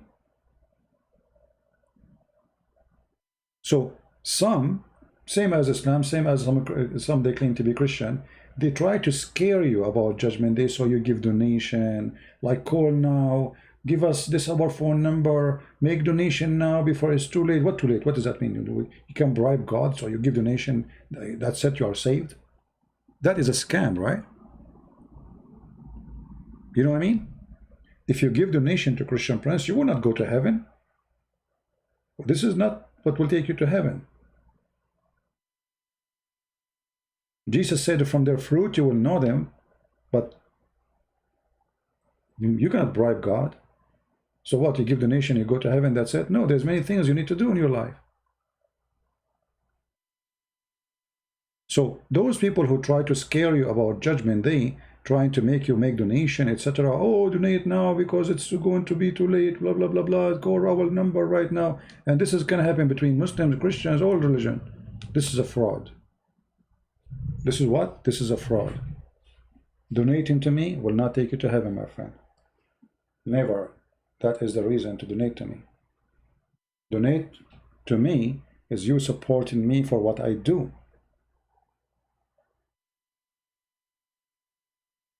To help you and help other people and help children to know the truth. It's like having a teacher and you hire this teacher. But it's not the teacher who will save you. It's not the teacher who will take you to heaven. It is the Messiah.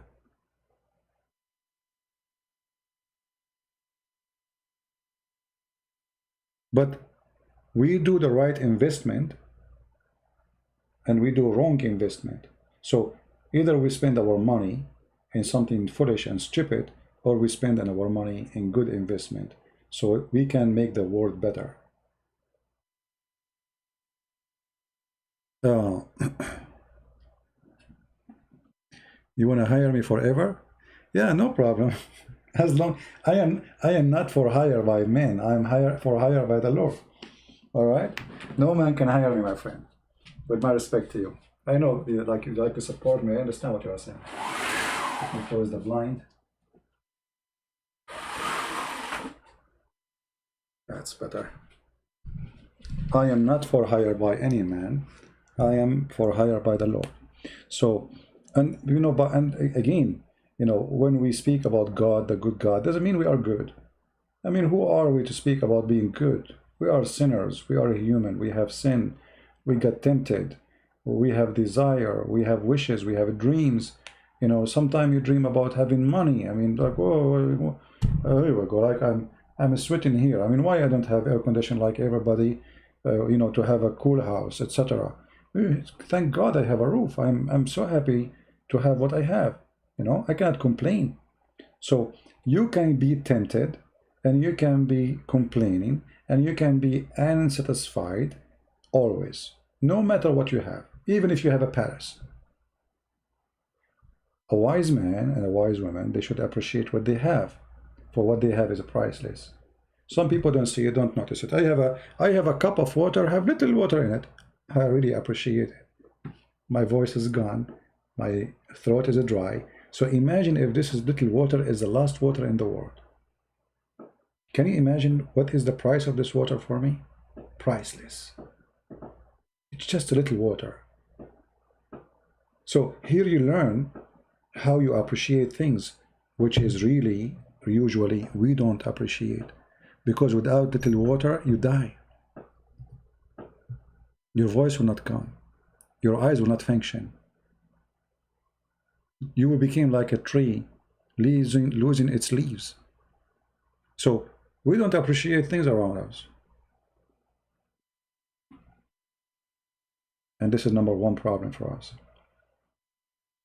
Muslims, they claim they appreciate, but the fact they don't. Muslims, they have an idea that we being victorious is about forcing people to be subdued to our belief. But this idea will not make you victorious, will make you hypocrite. And this is exactly what happened to Islam. You see, Muhammad, he said in the Quran, that when victory came, people, they enter into Islam by waves. When victory came, what victory? War victory. Okay, Muhammad, why people did not enter Islam before that war victory? By waves. As we see in chapter 110, verse number 1 and 2. This site, okay. When come the help of Allah, fast translation, it's about victory. Huh? وَإِذْ جَاءَ نَصْرُ اللَّهِ وَالْفَتَحِ, and the occupation of Muslims. And then we see that people enter into Allah's religion by crowd, tens of thousands in one day. Why? People want to live. You know what I mean? People want to live. That is not a victory.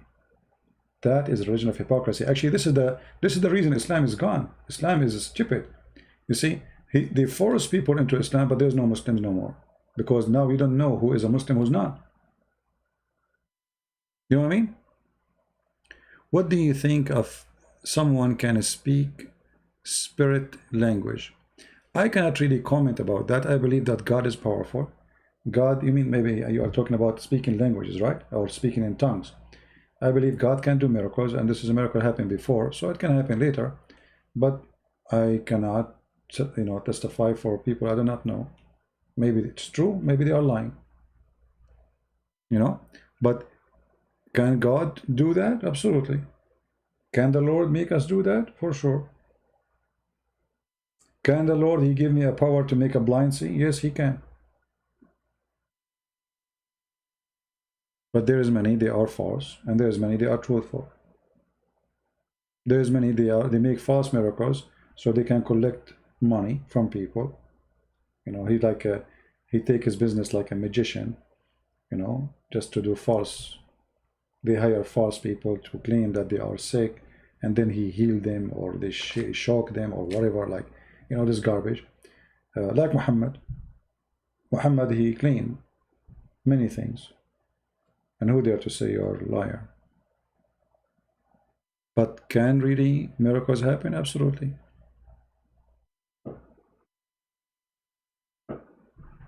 How can I help someone who already prior with me to Jesus yet is a Muslim and a friend difficult to make move because of what if feeling? I'm not sure what do you mean Max. You see, you do your best to help somebody to accept the Messiah, but the best one to help someone to accept the Messiah is the Messiah. Tell the person to listen to the words of Christ, especially if he can play audio, if there's like an audio Bible. Let him listen to it. Listen to the wisdom, the beauty, the amazing teaching. Otherwise, nobody really can help. I mean, like today, one of you, he sent me a video about collection of people who left Islam talking to me. You know, I help people, yes. I show them truth. I convince them by evidence. But accepting the Messiah, it is the Messiah and you. I do my part as a person who have knowledge, show you reference, explain to you, but the acceptance or rejection is your business. Danuk, my friend, may the Lord, you know, take care of you. I hope my prayer is accepted.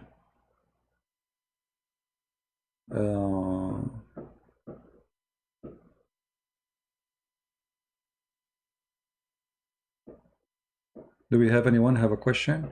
See, today we don't have too many because this is not the time usually I go live. Usually I go all morning in my time, but doesn't matter really, so we can get people from other places. Okay.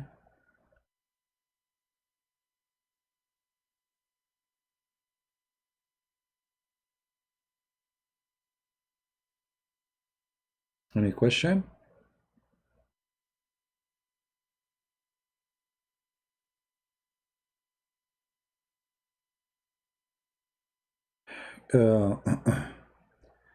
Muhammad beating Aisha. You know, you see, the Muslims, I saw the Muslims saying that he just pushed her, but the Hadith says he hurt her, and even different Hadith speaking about Abu Bakr too, you know, involving in beating. But who care about Muhammad beating or not? Who dare even to say Muhammad was a bad person? We knew that. Remember, we are reading their books, which is written by them. Books written by them speaking about Muhammad. So whatever will be written there supposedly is going to be witnessing that Muhammad is a good guy, right? Okay. I want you to focus always in better issues. You know, I understand Christians, they want to prove a point. So, okay, Islam teach to beat women. No problem.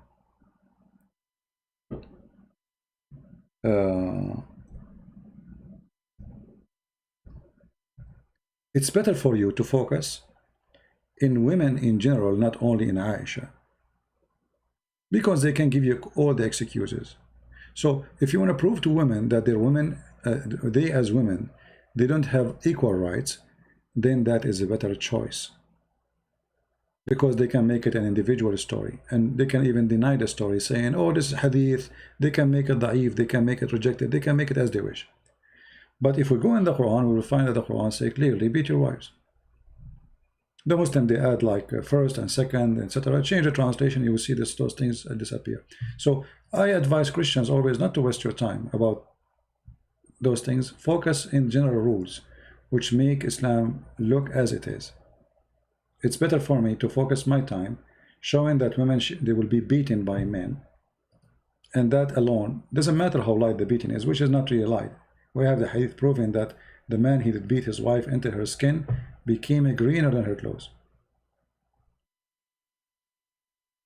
So it's better for you to focus in women beating, not Aisha was beaten by Muhammad. Always focus on the head of the snake. You can add that example to this example to support more proofs, but don't mention it by itself. You know what I mean?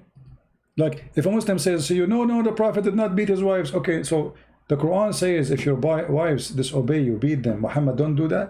Does that mean you disobey the Quran? You know what I mean?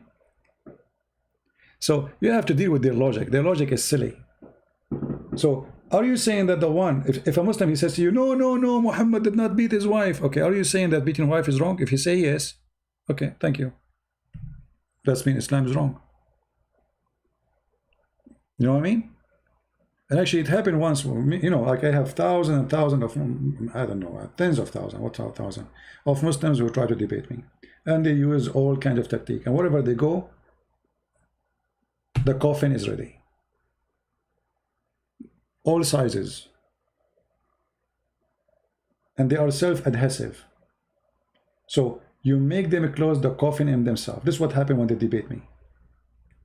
So once I was debating a Muslim, he was like so excited. He says, no, Islam don't, so it's okay. Okay, so your prophet, he is a very good guy. He will never, you said to me, he will never do that, beat his wife. So are you saying beating wife is wrong? He said, absolutely. He said, are you saying it's evil? I said, for sure. This is not civil. This is ugly, disgusting. He said, are you saying that a man who beat his wife is a coward? I said, sure, I agree with you. Look like we have many things we agree about. I said, okay, great. But the Quran, your God, Allah said, like after I made him say all those statements, you know, I did not cut it. So I made him say all the statement to confirm that this is evil. Now he cannot take it back. I said, okay, well, the Quran says beat your wife. And now how he can get out? That's it. It's a quicksand. His feet all the way down in the sand. He cannot move. So when you are speaking to Muslims, you are not debating them. They don't debate. They play games. You know what I mean?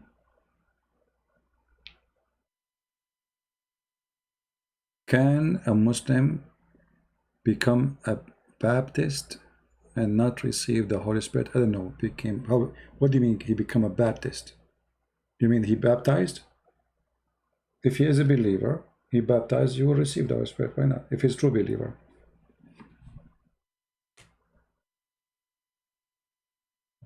Muhammad is mentioned in the Bible.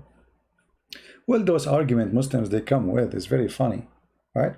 But just to show you, Christians when they try to refute the Muslims, they use their logic. I don't do that. I don't use my logic. I use their logic. As an example, they show you a verse claiming that Muhammad is in the Old Testament. Correct? Okay. That means the Quran is wrong. The Quran says in chapter 61, verse number 6, that Jesus, the Messiah, which Islam called him Isa, which we do not know who is Isa, and obviously the son of Maryam, the sister of Aaron, which make Isa, or supposedly Jesus, is the nephew of Aaron, which is stupid of Muhammad to say. However, the verse here saying that Isa, he said, that there is a messenger will come after me, his name is Ahmad. The Muslim here translate the name. You should not translate the name, you should put it as it is. But anyway, praised one. Okay, who is the one who mentioned that name? Isa. So why you are quoting me for the Old Testament? You know what I mean? If you want to quote from me, you have to quote from me where Isa said there is a prophet, his name is Ahmad. Then they quote for you the Paraclete. What Paraclete is Ahmad? Is it? And Paraclete is a spirit. Is Muhammad is a spirit? So it's like, you know, it's like a bunch of kids, you know, copy paste from each other. They don't know what they're talking about. All those arguments can be destroyed in 2 seconds. You know, we have people here celebrating the 4th of July from the 2nd of July, from the 1st of July. By the way, I don't like anyone to play with firework, and I will tell you why. New Year come, many occasion in your country, local occasion, occasion. You see, if you have extra money, go and give it to somebody poor. There's women, they have no husbands. There's women, they are old. Men, they are old, they cannot walk. You have money, you want to burn it? Instead of putting in little things, stupid thing, go in the sky, burn for a second, give it to a poor person. He can buy some bread, He can buy maybe something he need, clothing, medicine. I mean, it was very sad for me when I was in the Philippines, and I saw how in the new year Filipinos spending hundreds of millions of dollars, literally. But this is a poor country. How you are poor and then you spend all this money? For what? All this money is gone in 5 minutes. You can build schools, you can build hospitals, you can fix your water problems, your flood problems, your roof problems. So please be smart. For me, a person who do this, with my respect to everybody, is like a fool. He's a fool. You know, one day, for me, I like to go, I used to go a lot, like hiking and camping, etc. So once I have a friend, and he have with him cigarettes. I hate smoking. I never smoke all my life. And you know, if you wanna sit next to me, don't smoke. Anyway, so you have his cigarette, we have fire. Then I took his cigarette box and I throw it in the fryer. He got upset. What you did? You know, why you said this is the only box I have. We will stay here for the coming 2 days. What happened? Why are you upset? So you throw it in the fire. I said, aren't you bringing it here to burn it? I just burn it for you. I mean, how foolish a human being is. He buy something to kill him. He buys something, spend money, cost him a lot of money to kill him, to kill himself, to kill his wife, to kill his children. You smoke in your house, all the house is smoking. How foolish. I know many of you will be upset from me for saying that, but this is the truth, my friend. I am not here to say what you like to hear. I am here to say the truth. Why you want to do that yourself? If you calculate how much money you spend for a smoke, and the fact, no, you are not smoking, they are smoking you. They are smoking your blood. Those who they are saying you tobacco, they are billionaires. And I assure you, they don't smoke their own product. Yesterday, the Italian police, they found more than what is equal of drugs of 1 billion euro. How much? 1 billion euro. Made by whom? Sent by whom? By ISIS. Sent to where? To Europe. 1 billion euro. That is the devil, my friend. ISIS sending drugs to Europe. Look how smart they are as evil. From one hand, they destroy the nation, or the nations of European people. They destroy their youth. They destroy their health. They kill them. On the other hand, they take their money. You can go right now and search the news. 1 billion. And the funny Trump, he keeps saying to us every day that there is no ISIS no more. But they are saying clearly that those are drugs coming from ISIS in Syria specifically.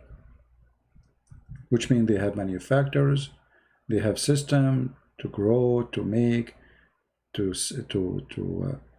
import. I mean, how all this work, how this is always working. You can imagine how powerful this mafia is.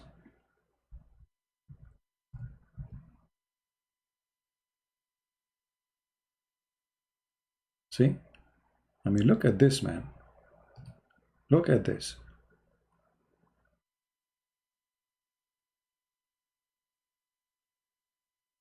Look how big what they found. All of this. 1 billion euro.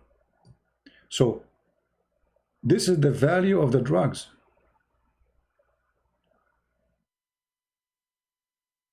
Read. It says 1 billion worth of drugs believed to be produced by the Islamic State ISIS in Syria. The fruit of Allah. So they send drugs to kill your children. In the same time, they will take your money. See how the devil works?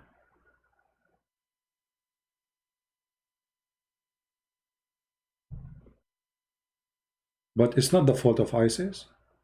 It is the fault of corrupt people. If nobody buy them, ISIS can't sell them. You know what I mean? If you don't buy drugs, nobody can send you drugs.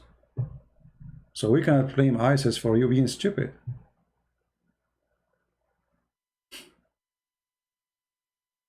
Do you agree? So if your kids became corrupt, stupidity, sex, drugs, dancing, nightclub, in the best scenario, football, which is nothing but a garbage. I mean, like if you go right now, watch this football thing. It's hilarious, stupid.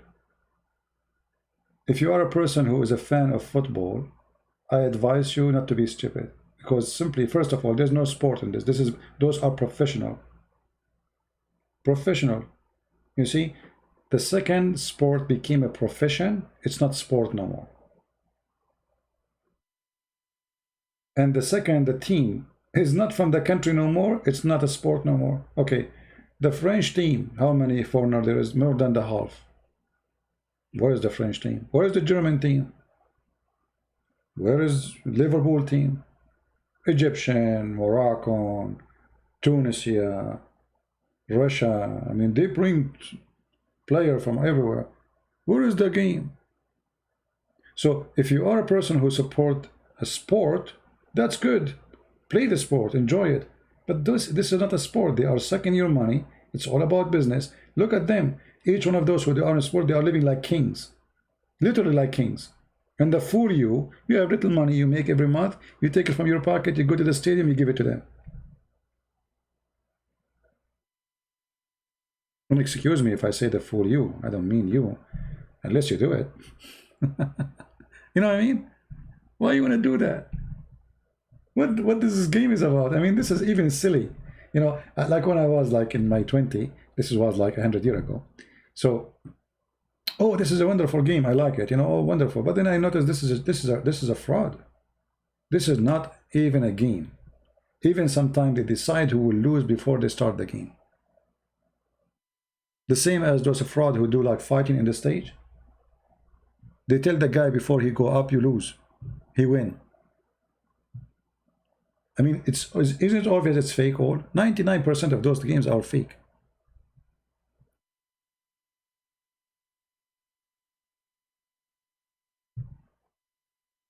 Intelligence is what makes us a human, not the opposite.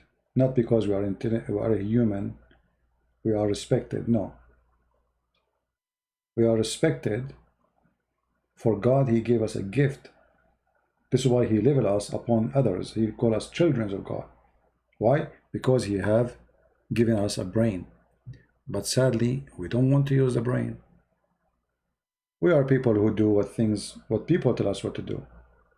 You sit in TV, watching TV, suddenly they start talking about food, which is so tasty, and then when you buy it, it's so disgusting.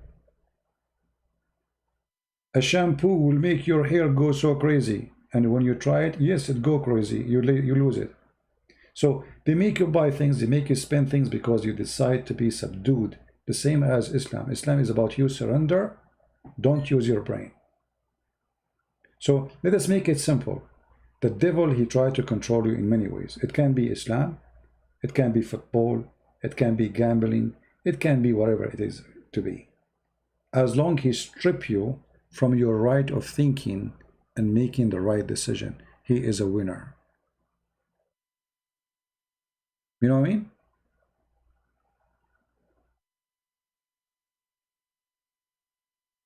It's about making you a goat. Someone tell you what to do, what to buy, what not to buy, what to eat, what not to eat. And they create days like the Father Day. What this day is about?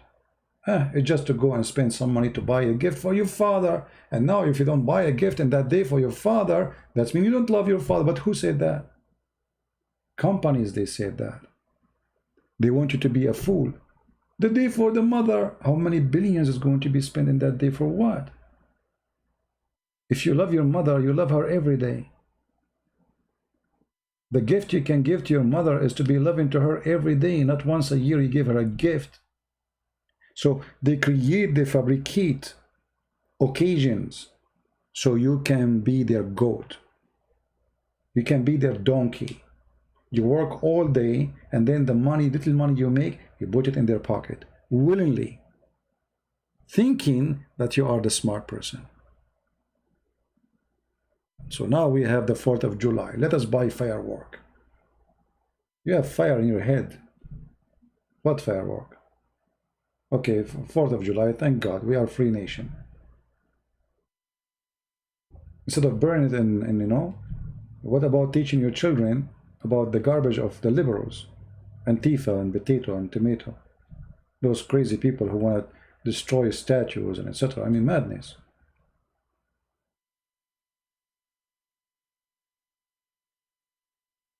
Okay, do we have anything? Someone saying stop watching TV in any Hollywood movie. You can watch TV. This is not a problem. You see, I can watch TV, and so I can know what's happening in TV. So I can teach others about the stupidity of the TV. So it's not right to say we don't want to look, so we will not be able to be updated and to know what's happening. It's good to look, but not to be under the TV influence.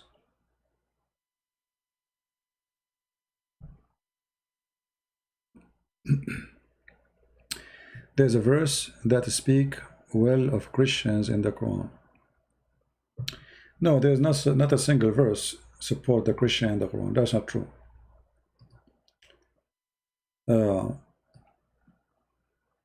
If you read carefully, this is the problem that most of us, when we read, we don't read carefully. We read the outside.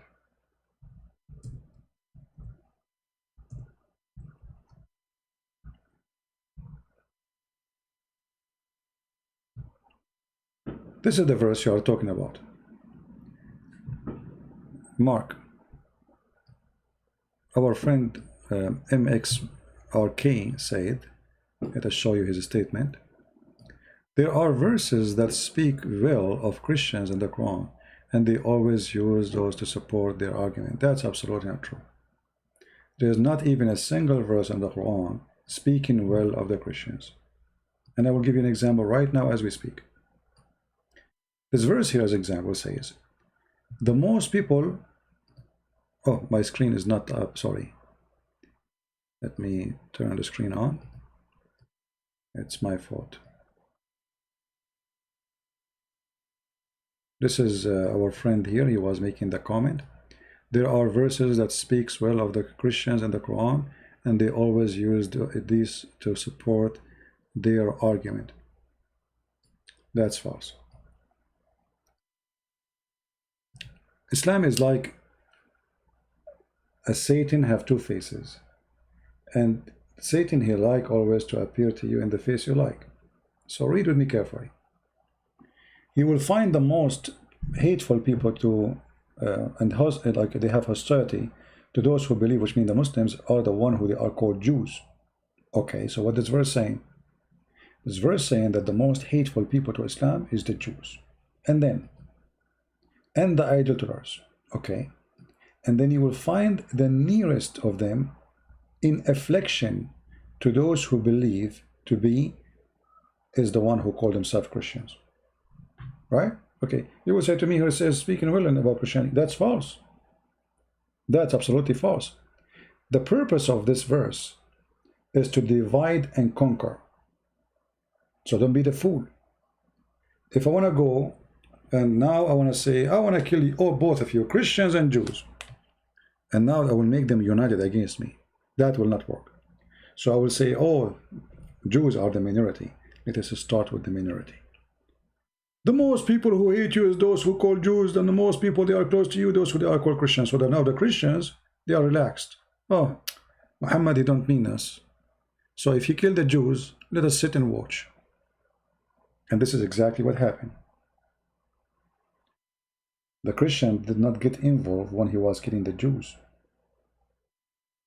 He fooled them. He made them relax. But Muhammad is a person who believes Saturday first and Sunday is next. So this is to divide and conquer, not speaking good of you. Right after the same chapter, if you go a few verses before, it says, take not the Christian and Jews as a friends. Well, are we talking about the same Quran? We are talking even about the same chapter. Take not Christians and Jews as a friends. So where is the verse speaking well of us? How we are nice to the Muslims and take us not as Jews and as a friends and protectors. Do you understand? So they try to fool you by quoting verses which Muhammad, the Satan, he used to deceive in his war. This is why the Muslims, they believe lying to Christians is halal. We are in war with them. So they can say to you, oh, the Prophet, he ordered us to respect you. The Prophet ordered you to love you. Well, where? Show us. And then they quote you some stupid verses.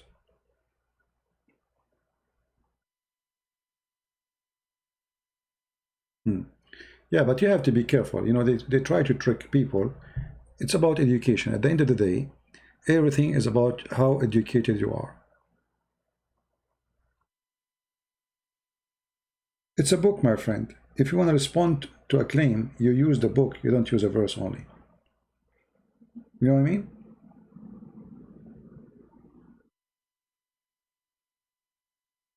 Like when a Muslim, he says, show me where Jesus says I am God. And then he says to you, he quote for you a verse from the Bible. Jesus saying, worship your God alone. Okay. But it's a book. It's not a verse. We believe in a book. Actually, our book is book of books. And I find actually very funny our Muslims when they say that we memorize the Quran, you don't memorize the Bible. My friend, all your Quran is not even the index of our Bible. All your Quran is not the size of the index.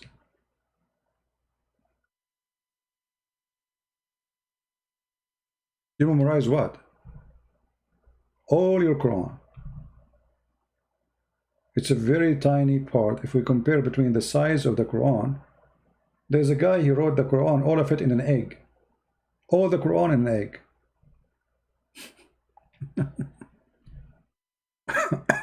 You know? And they say to you, we memorize the Quran. You know? Same time they memorize a stupid book. They don't know even what they are memorizing. Do we have any questions, or we are done for today? About the laundry of Muhammad. Yeah, the Quran is a very small book. You see, when you read in Arabic, like Arabic text, they make the font big so they can have more pages, but otherwise the Quran is so tiny, small.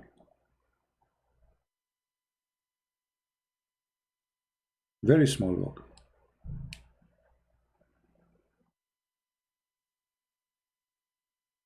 If we compare between the size of the Quran and the size of the Bible, we'll find that the Quran is not even like the introduction for the Bible.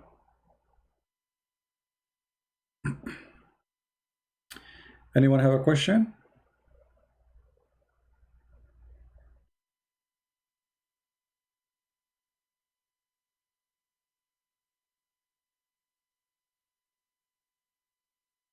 Nobody? All right. I'm not sure. I don't know. Tomorrow. Maybe I will go in the morning tomorrow. We will see. I will let you know. What is the context of Surah At-Tawbah 9:29? That verse is very simple. The Muslims, they were afraid after Muhammad, he forbid the pagan, the Muslim pagan, like them, all of them are pagan anyway, from entering the Mecca and Medina. So because of that, they were worried that they will be in poverty, for there's no business no more, no trade, no etc. It's just the Muslims, we don't do anything except war. So Muhammad, he told them, read carefully, "Oh, who you believe," this is verse number 28, "thy little only are unclean, they are najis, filthy." And this is the supremacist teaching of Islam. Islam teaches that Muslims are clean. Anyone not a Muslim is filthy, dirty, najis. Najas is like a sewage. So let them not to come near the Mecca and Medina. And then if you fear poverty, Allah will reach you from his bounty. And right away go says, go and kill the Christians and take their money or let them pay jizya. So this is the context. Do you see it? It was a solution for the pocket of the Muslims. From your blood, from your money.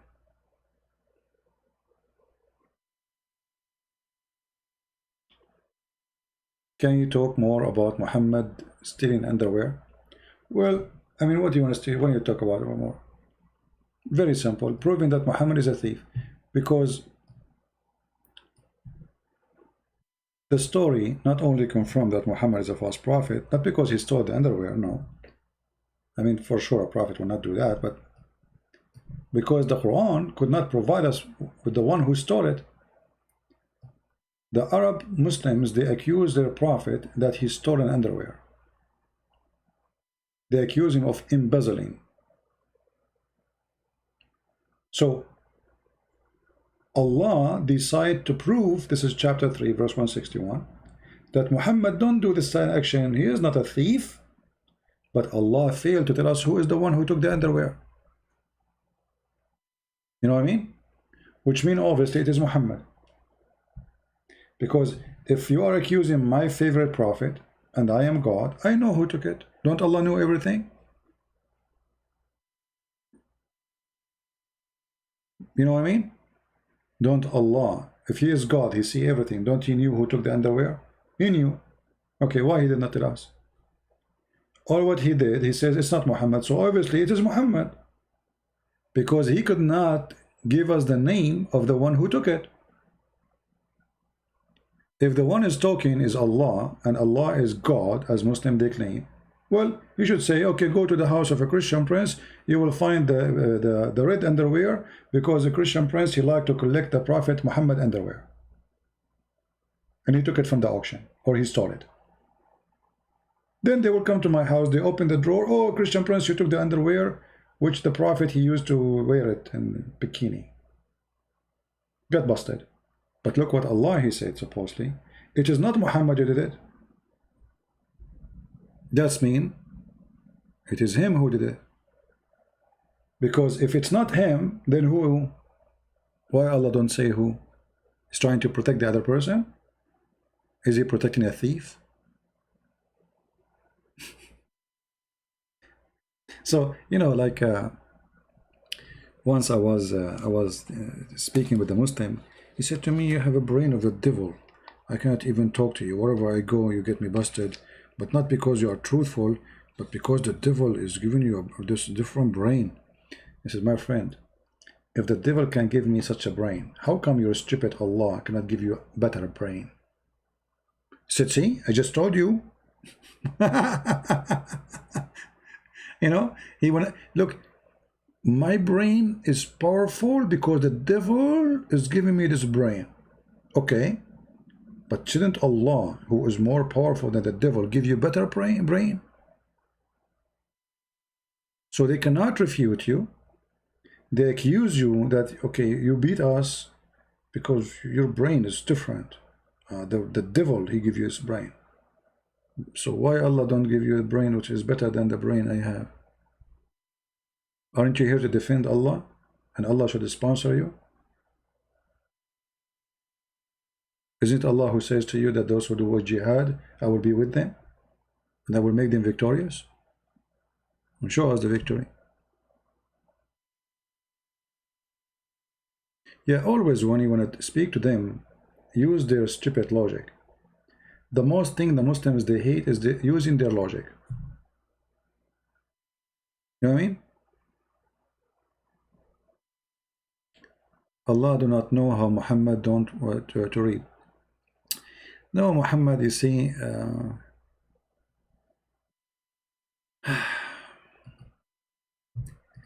Muhammad is a person who lived between the Jews.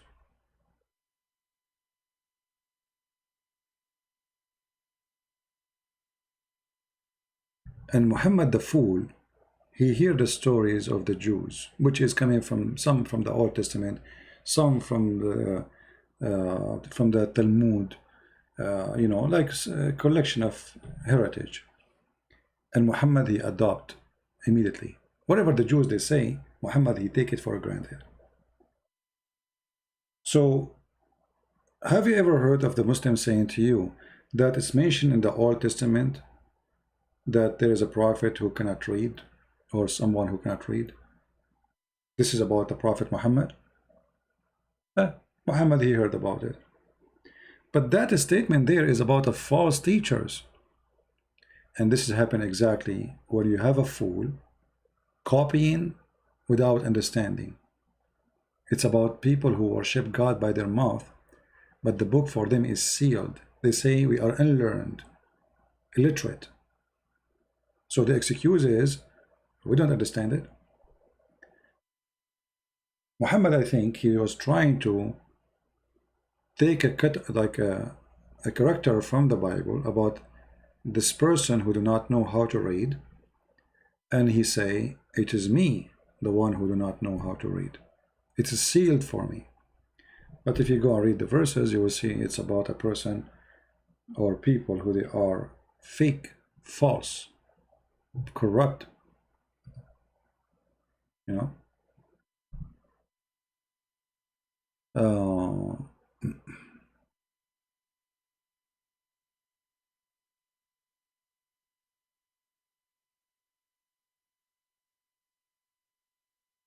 Well, I don't know. It changed in word in the translation.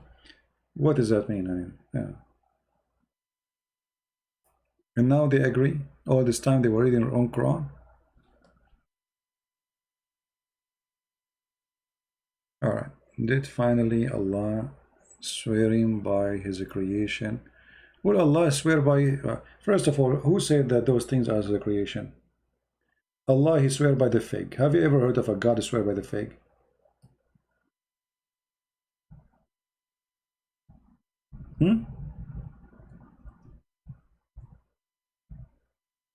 Have you ever? I mean, I cannot imagine that there is somebody, he is God, and he swear by the fig and by the olive.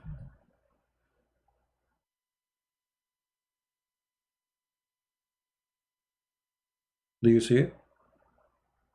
By the fig and the olive. This is God. So imagine I claim to be God, and then I bring for you a watermelon, and I swear by what, Christian Prince? By the watermelon. I swear by the tomato. So when you say to me he swear by the creation, I mean, he goes so silly. Not only he swear by creation, he goes so silly to swear by the fig. What's fig and olive? You go and read the interpretation, they say to you, Allah swearing by the fig. Even they are not ashamed of it. By the fig. Why? I was hungry. What? He miss it? He did not eat for long? So it's, you know, it's a stupid book. Actually, you know, one of you sent me a video saying that they found the Mount of Sinai in Saudi Arabia. And you know, sometimes I wonder like how people even listen to those things. What is the name of the mount? Mount of Sinai. So it's going to be in Sinai, so it is in Saudi Arabia. So imagine I say to you the Mount of Norway, and then you tell me I found it in Mexico. You know what I mean? Do you understand what I'm saying? They sent me a video saying that they found the Mount of Sinai in Saudi Arabia. But it's called the Mount of Sinai.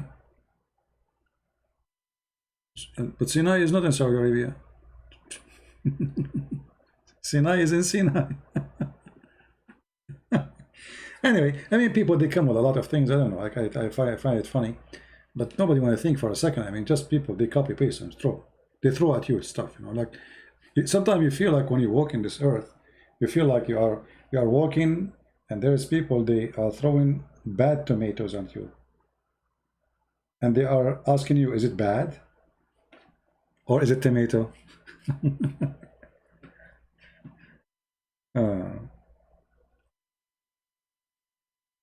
uh, what you can do. You know, always try to use your brain. Don't be a person who depends on others to think for you always. Use your brain. I remember like once they have in the month of Ramadan, like they have like a program. If you answer the question, they give you like an ounce of gold gift. Imagine just a question in the street. So the TV is going through and asking people a question, and then there's a team inside the studio. It's like entertainment program in Ramadan. So they ask the team an insect, and this insect is mentioned in the Quran and produce honey. What is the name of the insect? The first team, they gather their head together and they are like whispering, and then time is up.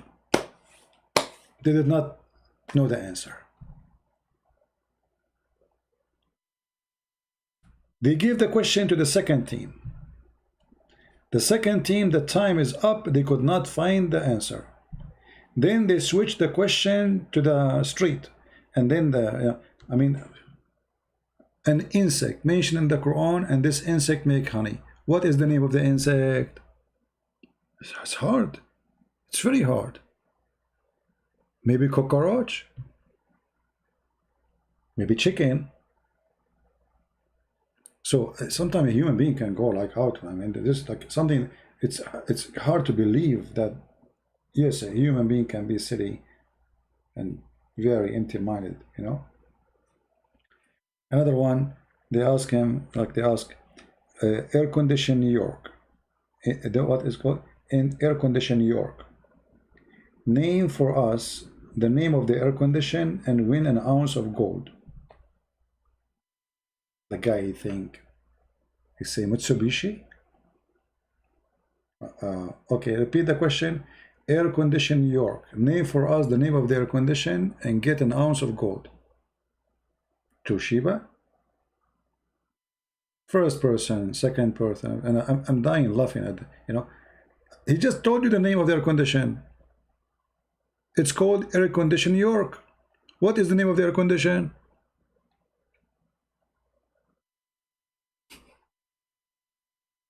So what usually happened that people, they don't really focus. They are shallow in the way they listen. They are shallow in the way they read. They are shallow about everything. Shallow is like a lifestyle, you know. I mean, the guy, he just gave you the name. You don't know what the name, you know. So if you train yourself to be shallow, you will be always shallow. You will never read. You will never see. So the Mount of Sinai will be where? In Sinai.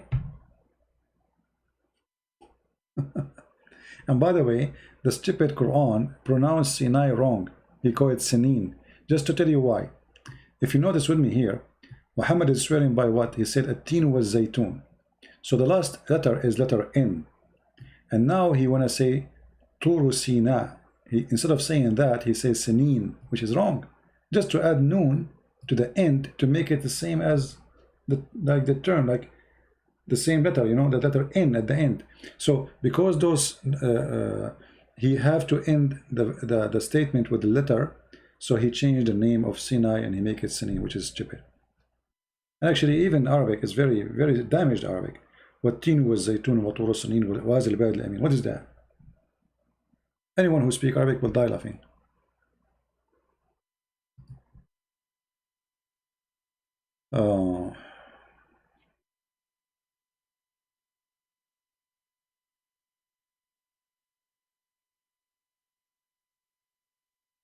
Anyway, so I think we have enough for today.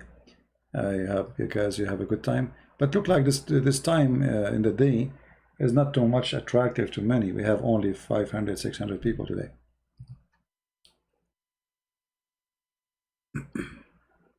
I'm not sure if I will be tomorrow in the morning there, but you will be updated. Subscribe to our page in Patreon, in Facebook, and Minds, all the pages we use to update people about our broadcast, and feel free to invite your friends. And I pray that our time was not a waste. We learned something, we discussed something useful, and whatever we learn, we will not keep it to ourselves, we will give it to others. For a human being who learn and keep it to himself is very selfish, is no Christian anyway, and it's against the value of a human being. You know, for you earn a lot of knowledge from your ancestors. Today we have computer, but the computer was not born in one day. There's a lot of people who made a lot of things through thousands of years until we arrive here. And this is why a human being is different. So what we have today is not made of one man, it's made of millions. Today, when anything you have around you, it's not a product of one person.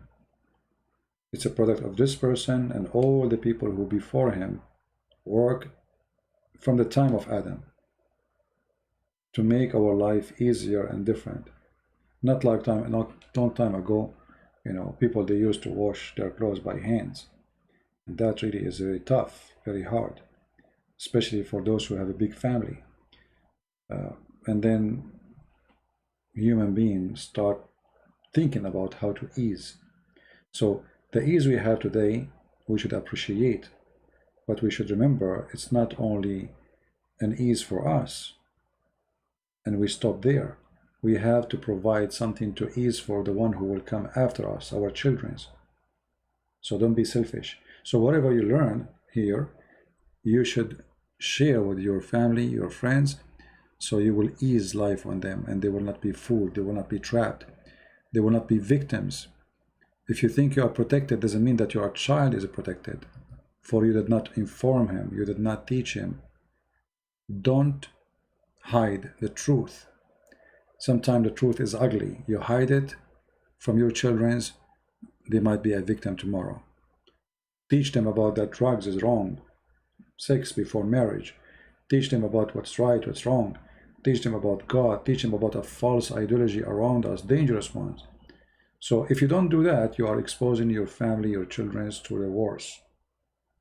It's like we don't have immunity. The immune system we have is our knowledge, not only the white cells in our blood. Corona is strong because we have little knowledge about it. Corona is so weak when we have knowledge about it. So in order to fight a disease, you need to study it. And here we are fighting a disease, it's called Islam.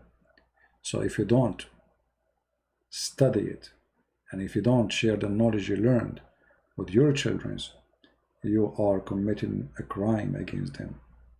I remember a guy in Australia, his son is 15, 16 years old. Suddenly he disappeared, and after a year he saw him in the TV in Syria committing suicide bombing. The poor kid, 15, 16 years old, he is not a Muslim. He met a bunch of Muslims, they converted him to Islam, and then they smuggled him all the way to Syria to join ISIS, and they fool him to commit suicide bombing. If those families, they did learn about Islam, and they taught their children, their son by now should be a grown man. He will be 20